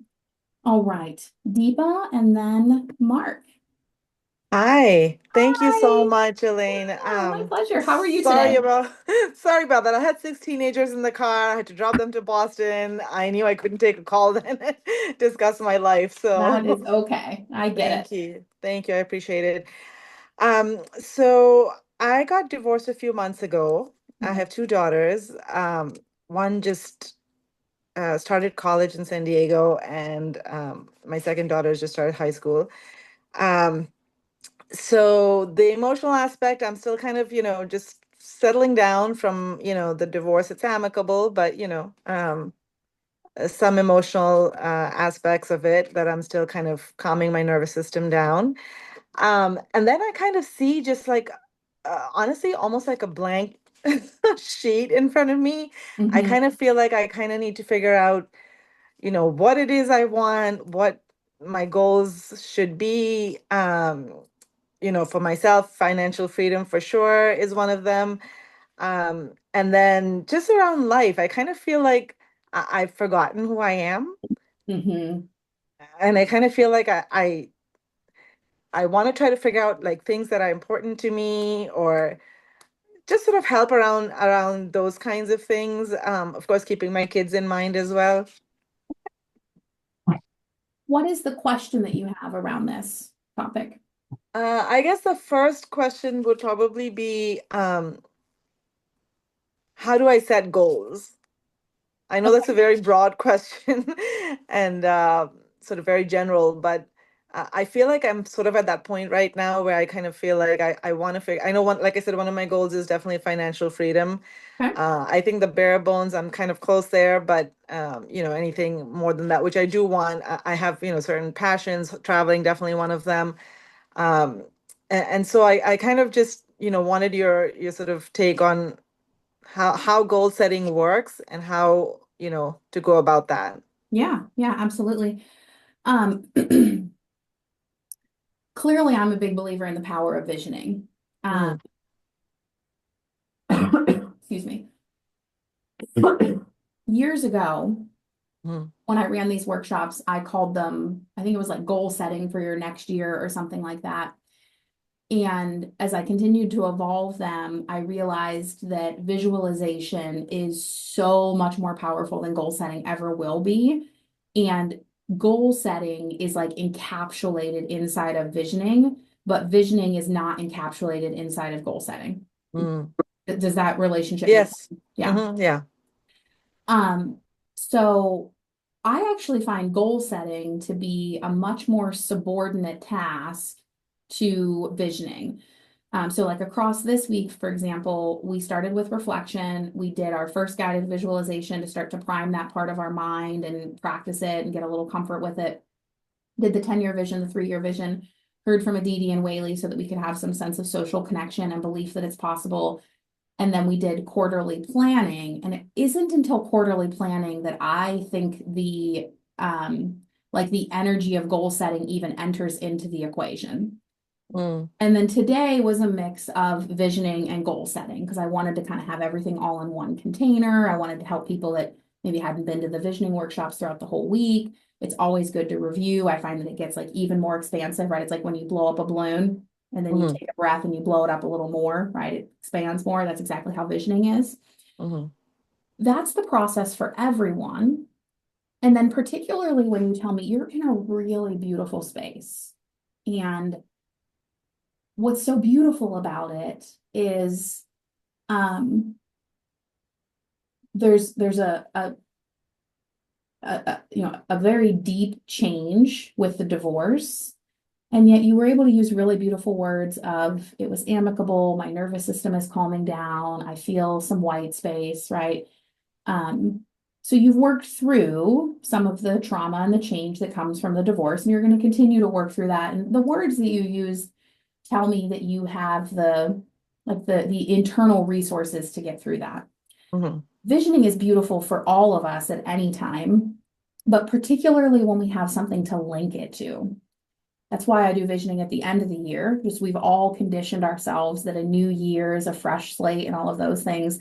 There was one time I did the visioning workshops in like June, and they were like kind of a colossal failure. I love to vision and I will vision like every day of my life. But in June, like the psychology is around like vacations and time off and summer and long days and, those sorts of things. And I share that playfully to say, there are times when visioning is even more powerful. And so for you, that not only are you here in Visioning Week and you're connecting with 2026, but you've had this big thing in your life with the change of, the fundamental day-to-day structure of your life, the core relationships, money, right? Intimacy, all of those things that change with when such a core relationship changes. For you, I would think of a 3-year vision. I think a 10-year vision is probably a little too far. There's so much that has changed. You said, the divorce is only a couple of months old. Is this daughter's first year in college? Yes. Yeah. Okay. And it sounds like you're in Boston. Yes. And she's in San Diego. So that's huge, right? Forget about the divorce. That's a huge change, right? That your oldest child is across the country, right? So a lot of like structural changes have happened in the short period of time. So 10 years would just be too far and too nebulous. 3 years is a really wonderful time for you to do some visioning. Oldest daughter will be starting to think about what does she want after college? Is it graduate school, career, law school, whatever. Second daughter will be starting to think about finishing high school, and you'll already have done that once. So you'll have some muscle memory around that. 3 years is a long enough time that you'll have some sense of what you want life to look like after the divorce, right? Is there new love in your life? Where are you living? What does your schedule look like? You mentioned financial freedom a couple of times. 3 years is long enough to really start to get a sense.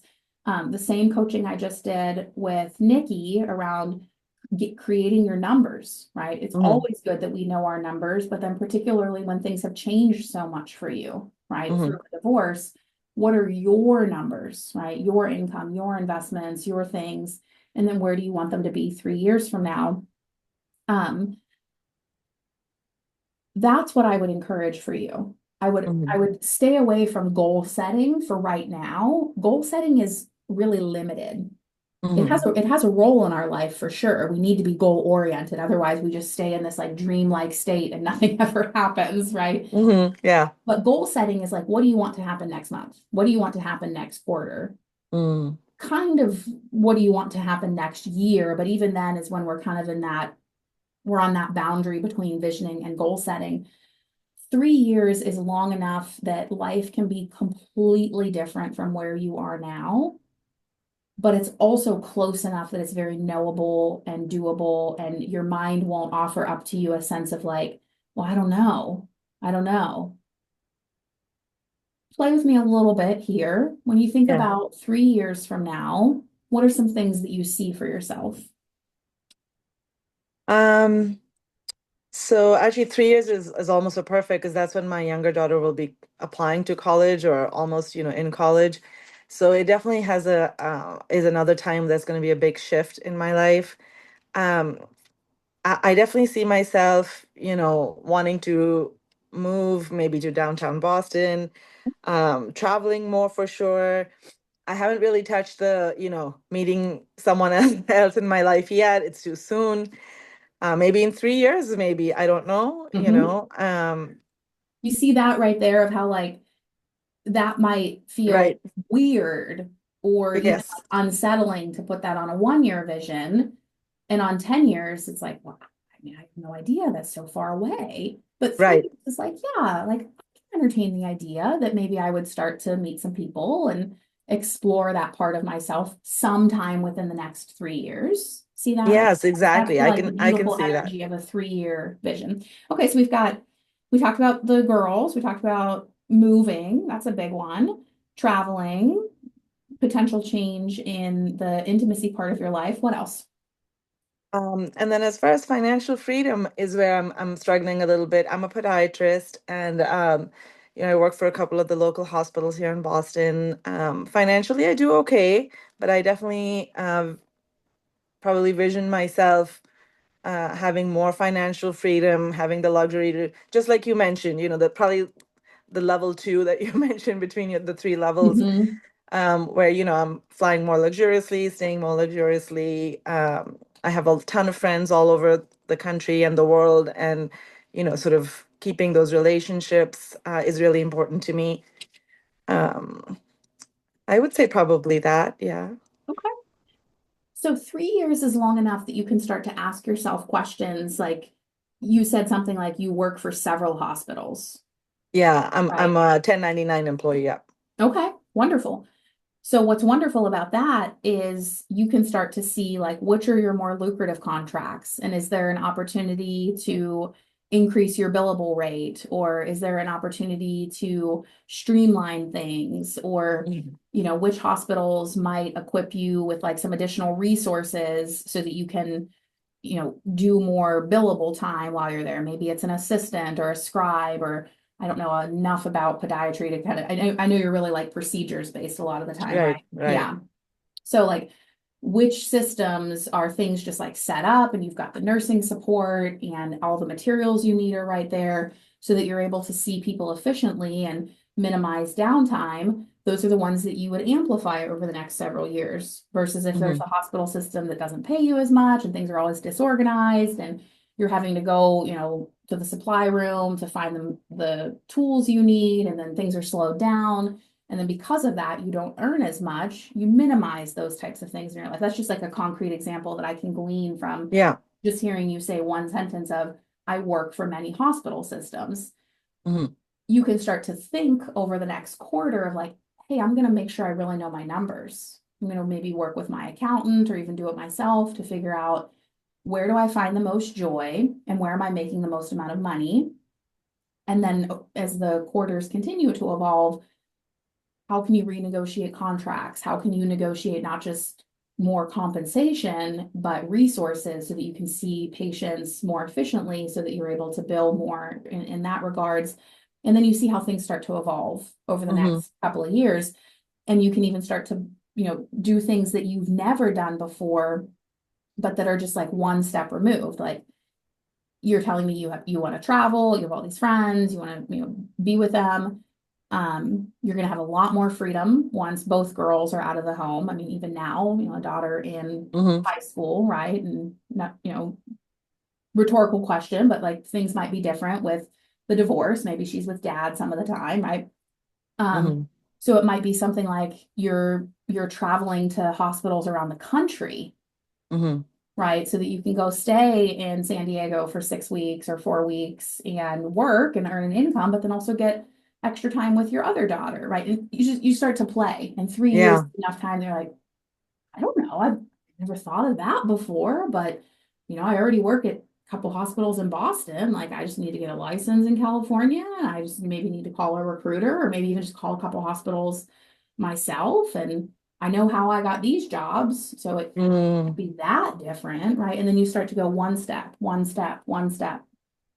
And it's interesting you say that because I have a lot of family in India, and a lot of my friends and family in India have been asking me to actually do consults there, either remotely or, in person. And I kind of just shooed the idea away. But as I'm listening to this, Yeah. I could entertain that, Yeah. Yeah. So someone can help you figure that out, right? Like, Yeah. what does it mean to practice your profession internationally? What would that look like? Is there any type of licensing or insurance that's needed? Could this be more of an educational offering? Like, someone can help you figure this out, right? But yeah, exactly that. So see how that's different than goal setting? Yes. Yeah. And I want you to Absolutely. stay in the big expansive energy for as long as possible. For you, I want you to stay in the expansive energy for weeks. For weeks. Like, I want you to keep thinking about visioning, maybe listen to the replay where we did the 10-year and the 3-year vision. I would even fast forward through the 10-year vision for you, at least at first. And I would just listen to the 3-year vision several times. I want you to sleep on it. I want you to get some white space in your calendar to go and journal and explore about it. And the reason I want that for you is because you are at such an inflection point with the divorce and your daughter, and then even your younger daughter being at such a different developmental stage in her life than she was just a couple of years ago, where she was much more dependent on you. So that you can be as expansive as possible. You might find when you play with the 3-year vision for a few weeks, you might get a little like urge or itch to play with the 10-year vision, and then go do that. And only when you've done that for several weeks and really played in that sandbox and been there, do I want you to come back to the question of goal setting. I suspect for you, I feel 99% confident that what will happen for you is the goals will write themselves. We came up with a couple of things that you could choose to be goals today. You said you could choose to figure out how you could practice in India, and I threw out the idea that you could go practice in California. You could choose that those could be some of your goals of like, one of my goals for Q1 will be to start to explore how I could use my professional skill for both financial gain and lifestyle gain over the coming few years. That's a goal. Yeah. Yeah.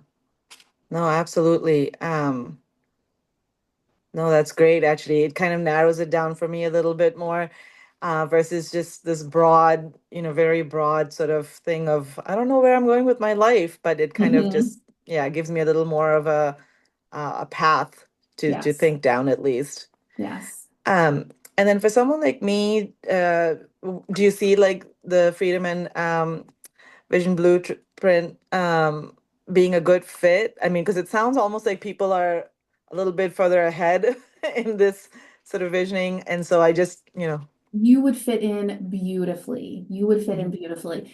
Do you remember when Whaley said on night 3, she said something yes. like, she's been in the program since day one, and she said something like, even sometimes I feel a little intimidated by the people in the program. That's just our human mind feeling the magnificence of the people around us. In reality, there's love, support, camaraderie. People are cheering each other on. Exactly where you are is where there's several women in the program. There's literally someone, I can see her in my head. I need to put the two of you together. You're very, very, very similar. Recent divorce, similar age, similar practices, thinking about kind of what's next. You would Oh, I would love that. you would fit in beautifully. And that Okay. feeling you have of like, oh my gosh, are they further ahead than me? That's a super normal feeling. And the beautiful thing about freedom and legacy, and what I try so hard to create as the leader, is that psychological safety of everyone is ahead of someone else in some domain in life. Mm. right? Like that is a statistical certainty that everyone is ahead. There's no one person in the group that's coming in last place in every domain in life, Right. right? Right. Everyone is ahead of someone else. And that's the beautiful thing is like, hey, I need support in this area. Oh, I can give support in this area. Hey, I need a resource here. I can give a resource here. Hey, I need some coaching in this area, but this area of my life, I feel really solid. And that's where I can offer some wisdom and some peer support. That's the beauty. That's the Mm. beauty in the community. I think you would absolutely love it. I know you've been playing full out in Visioning Week. I love this question that you brought up, and I think you'd get a lot of clarity of what you want in the next several years, and then those quarterly alignment calls and the wisdom circles and the other things. I think Mhm. wonderful. And Freedom and Legacy, we would absolutely love to have you. That's great. Thank you so Yeah. much. And then is it like every year you decide if you want to continue and you renew? Is that how it Correct. works? Correct. Yeah, Okay. it's a yearly program. Yeah. Okay. Yeah. Awesome. Thank you so You much. are so welcome. I want to share what Wee shared. Wee and his wife Ming have been in the program since the very beginning. He said, it's a little hard for me to read the chat. Give me 1 second. We are all on the journey. It doesn't matter where you are in this journey. Each of us has the tracks that we're tracking. Some of us are ahead on some tracks, but some of us are beginning in other tracks. I think that captures it so well. We went and Ming visited Mount Everest this year, so I think that's probably why he's speaking in like trekking and journeys. And it's what I said too, right? Of like everyone is ahead in some areas and then needs a little more support in other areas, and that's the beauty of it. That's what makes it so magical. That sounds great. Thank you so You're much. welcome. You're welcome. Okay. Join us. I'll see you on the inside. Okay. Thank you. You're welcome. All right, my dear friend, Mark, you've waited so patiently. How are you? I'm good, thank you. Get a fresh piece of paper here for you. Thank All you for right. doing this. I haven't been able to participate the whole week because I've been busy, but I did catch a lot of it, and I really am enjoying the visioning and looking where I'm going to picture myself in December. So thank you. Good. What are And you thank you for your seeing? time. You know, you've been so generous with your time. Um, I wanted to ask you more, like shift to real estate coaching a little bit. Okay.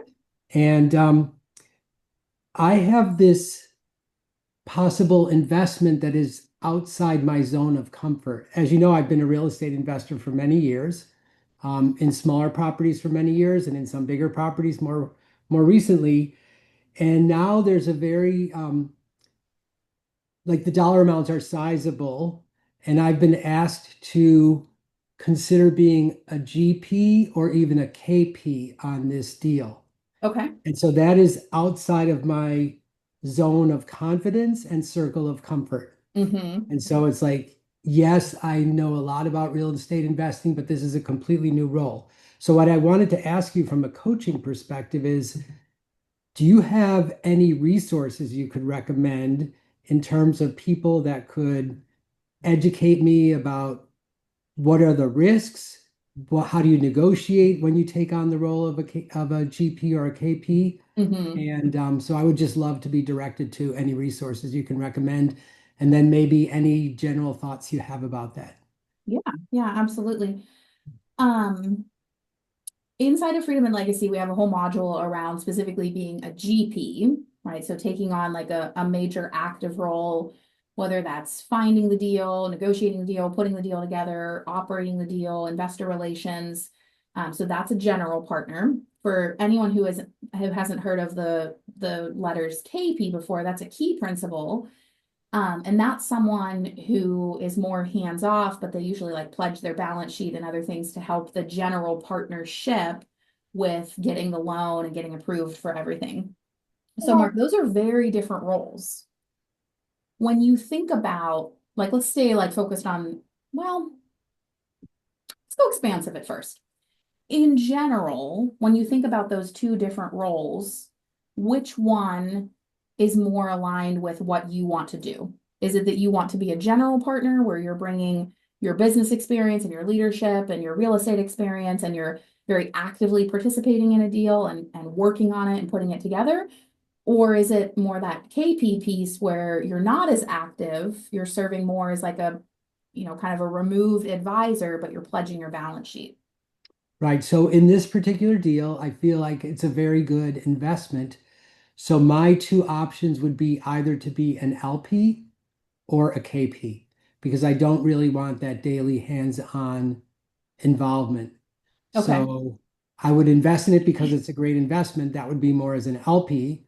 Okay. And um, the the KP role is very interesting because it's a really great deal, and then you get the GP promote when you do Mhm. that on a certain level. But then there are the risks that go along with a KP, which I'm kind of a slow and steady investor over the years, and um, the the concept of the returns is very interesting, and the concept of the risks is very anxiety provoking.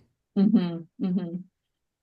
So you said in this deal, but then the things that you said after that were more generalized. So would you say that what you just said about your desire to be either a GP or a KP is pretty like pervasive across like any No, deals? an LP or a KP. Did I say GP? I meant to No, say no, no, no, no. LP. You said LP, but what I'm clarifying is, would you say that in general, in kind of any deal that might come across your desk, you're not all that interested in being a GP?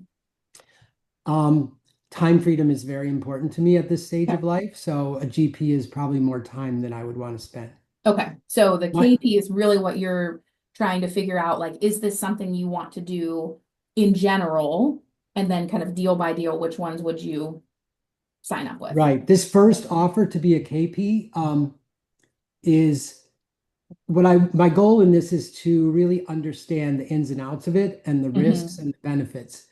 And then whenever you start, whenever I think of it as whenever you expand into a new realm of investing, it's maybe good to kind of do that underwriting on multiple deals to learn. So, Mm-hmm. Okay. For this particular deal, would your role as the KP principally be to help secure the debt? And if so, what type of debt is it? yes, it would be. I don't know, is Rita trying to say something? Sometimes people accidentally come on mute. It may have been an accident. Yeah. Okay. Yeah, so this is an interesting deal. It's an affordable housing deal, so it has Fannie Freddie primary loan about 60% LTV, Okay. and then it has there's a corporate entity that has a benevolent affordable housing bent. They have a Mm-hmm. program, and they're interested in showing the community that they're supporting affordable housing. So Okay. the second loan on the property is highly unique Mm-hmm. in that the term sheet is like 4% um, fixed rate debt for either 7 or 10 years. Maybe if it's 10 years, it's a slightly higher rate. And there are affordability components to meet. Mm-hmm. There is a property tax abatement that's based on the affordability component. And then there is also, if for any reason the NOI doesn't meet the needs of the second loan, half of the interest is optional. So it's a very unique Mm-hmm. second loan. Yeah. Um, let's hone in on this particular deal then, and let's talk really specifics to help you potentially with moving forward in this decision.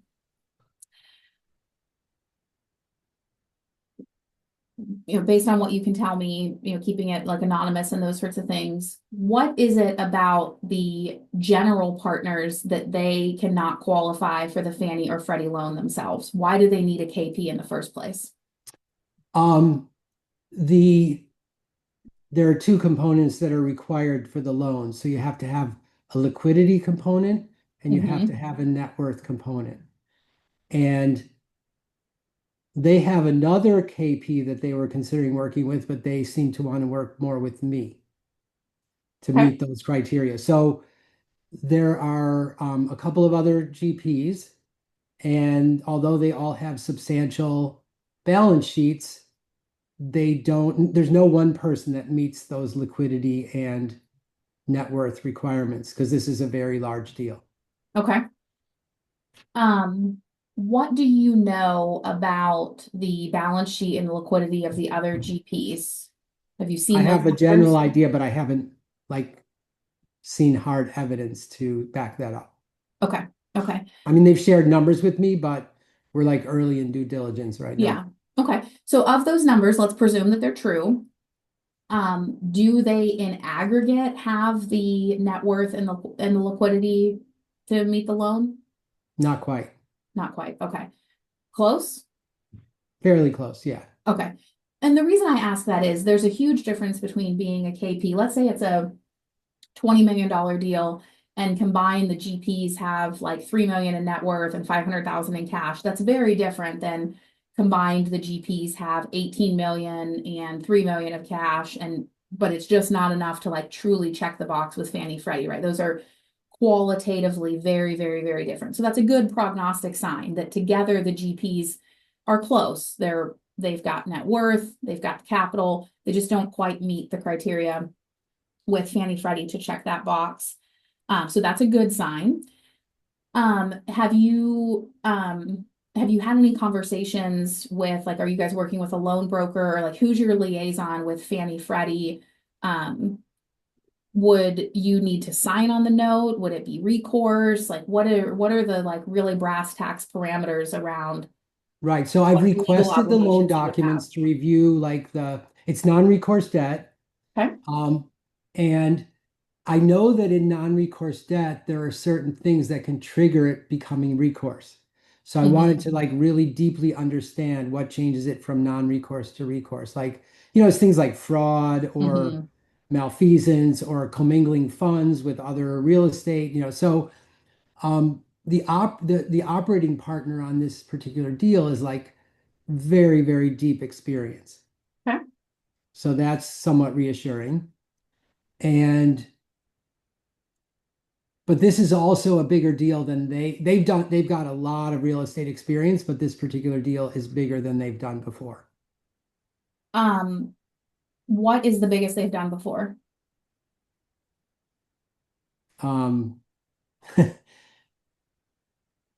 Maybe like less than 100 units, and this is over 400.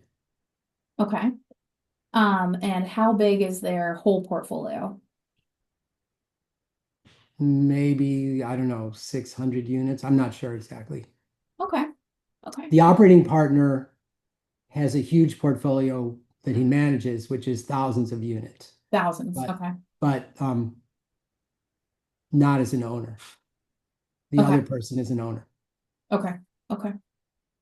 The operating is way harder than the ownership.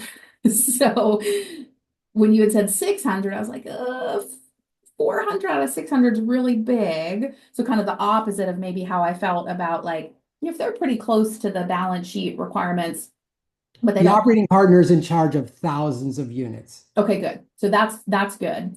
That's a good, so we've got a good prognostic sign that that the general partners have net worth and substantial liquidity commensurate with the size of the deal. They just don't quite actually check the checkbox.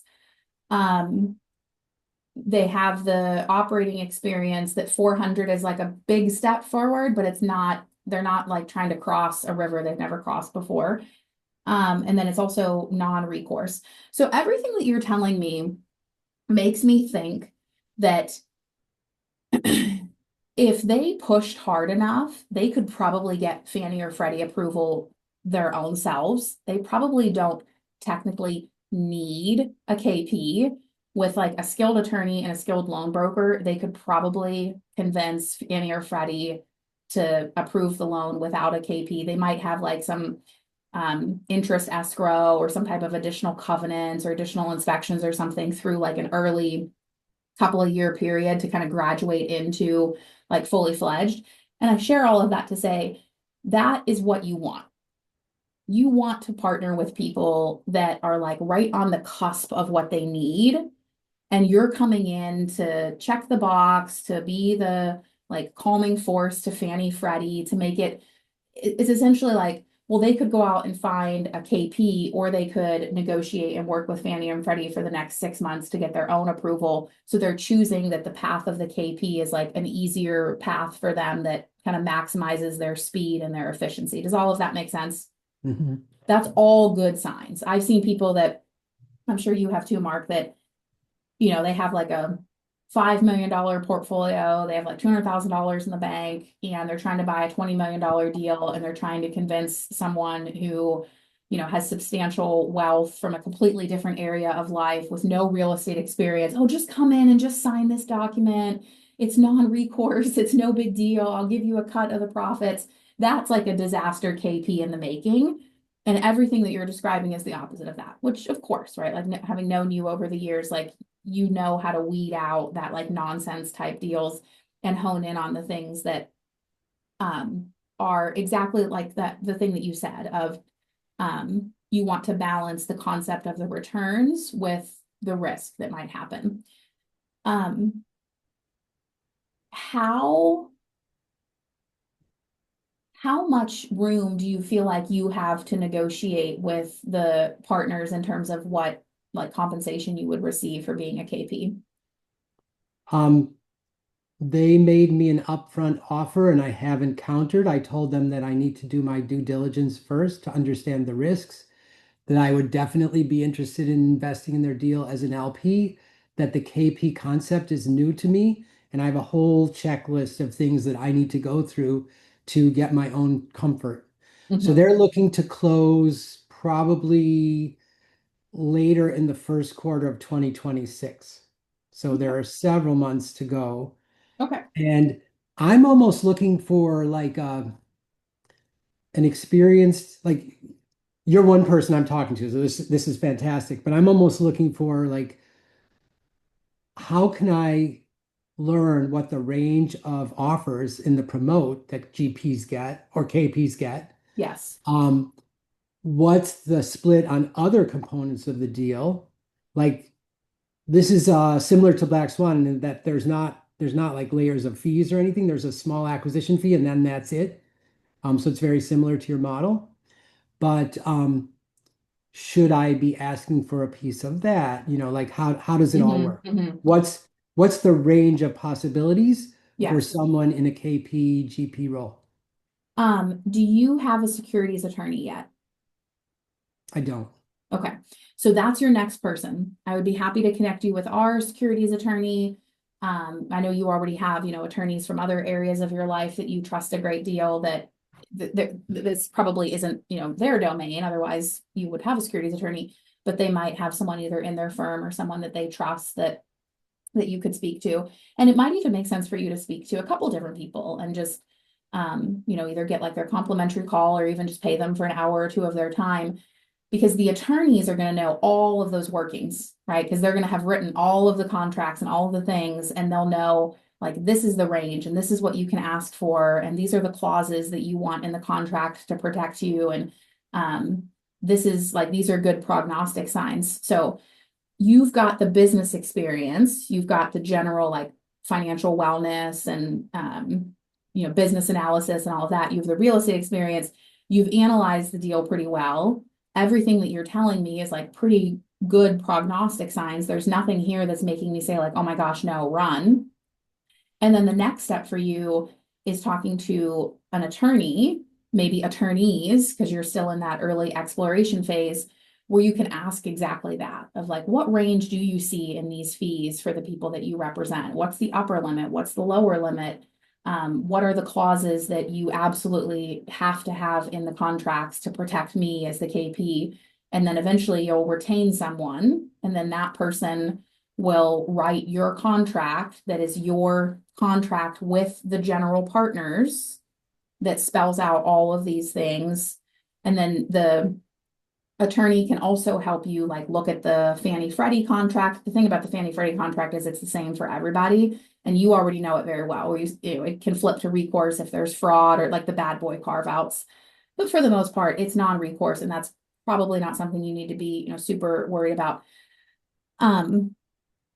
The attorney can tell you like what's customary, like are you a signer on the bank accounts? How often are you getting financial statements? Do you have an opportunity to become a GP in the future if you had to? Maybe things are going swimmingly and everything's perfect, but one of the GPs dies. Would you want to be the one that steps in? Maybe things aren't going swimmingly and things go off the rails. And even though you value your time freedom, you would step in if you had to right the ship. Your attorney would advise you on all of those like best practices, the downside protection for all of those things, the range for all of your fees, and then help you, they would almost kind of serve as your like shadow counsel at first, right? You'd have conversations with them, and then you'd go to the GPs and do another round of negotiation. Then you'd have conversation, and I would be transparent with the GPs of like, hey, I'm, working with an attorney. I want to make sure I do this right from, the first time. My hope is that this is a long-standing relationship, and that once we hammer these things out, we can do, many more deals together. And then when it actually comes time for you to actually become the KP, becoming the KP is number one, you signing with either Fannie or Freddie on the loan, and then you signing a contract with the GPs outlining all of your roles and rights and responsibilities and compensation and like voting rights for you being the KP. And all of that is the next step is the securities attorney. That's the area of the law that kind of governs KPs. That's super helpful. I didn't even realize that, I'm looking for, I know I'm looking for someone who's an expert in this, but I didn't realize that that's a securities attorney. So yeah. So you've got all the questions. And in terms of like, vetting it from the perspective of like the real estate deal, I'd be happy to, jump on a call with you to like look at, like more specific numbers or that sort of thing. But a lot of that already. Like, is there a healthy DSCR? Is there a healthy property management plan? Is there a healthy plan B, C, D? The debt very well. So that piece, you pretty much have that piece covered from all of your other real estate investing experience. And then the next piece, the person that closes the gap for you there is a securities attorney. Do you want me to do an introduction to our attorney? absolutely, that would be great. Yeah, I'd be happy to do that. I'll take care of that probably Monday. Okay. Yeah. Thank you so much for your Did you time. get what you needed? I did. Okay. Well, very good. Good to see you. Tell Lena I said hello, and I will. I'll do that email for you. Thank you for your generosity. Yeah, Amazing. my pleasure. I love it. I could literally do this all day. Amazing. All right. Thank you, Mark. Thank you. Thank you everyone who joined us. Daphne, I'm so sorry. I see your hand is up. Unfortunately, I am out of time. I want to get down to the kiddos. Our nanny is leaving at 3 o'clock. And I miss those kiddos. I haven't seen them much this whole week, but I would love to have you in Freedom and Legacy and have a whole year to work with you there. If you hung with us till the end here, my gosh, you are a warrior.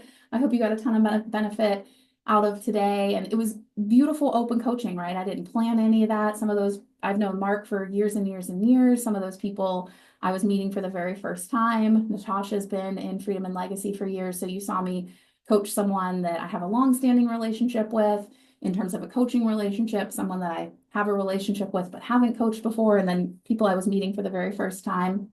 That gives you a good sense of what we cover in Freedom and Legacy. A lot of Freedom and Legacy is open coaching. So we do some teaching like we did at the beginning of our call today. And then we do some open coaching where people bring, whatever it is that's the next step for them in their transformation. If you would like to join us, we would be so delighted to welcome you for 2026. I am so excited about what is coming together and our cohort that's coming together. Just so overjoyed. Truly, Visioning Week is such a joyful week for me, and I hope that you all got a tremendous amount of value out of it. And if you feel like Freedom and Legacy would be the place for you to continue that growth, I would absolutely love to have you. Our enrollment will be open through Monday, November 24th in the evening. If you need anything, have any questions, need any resources, clarification, anything, reach out to Rachel and I. We're here to support you. And when you're ready to make that decision, we will see you on the inside. I'll get this replay out as quickly as possible. It'll take a long time for the file to convert, but I'll get this out this evening.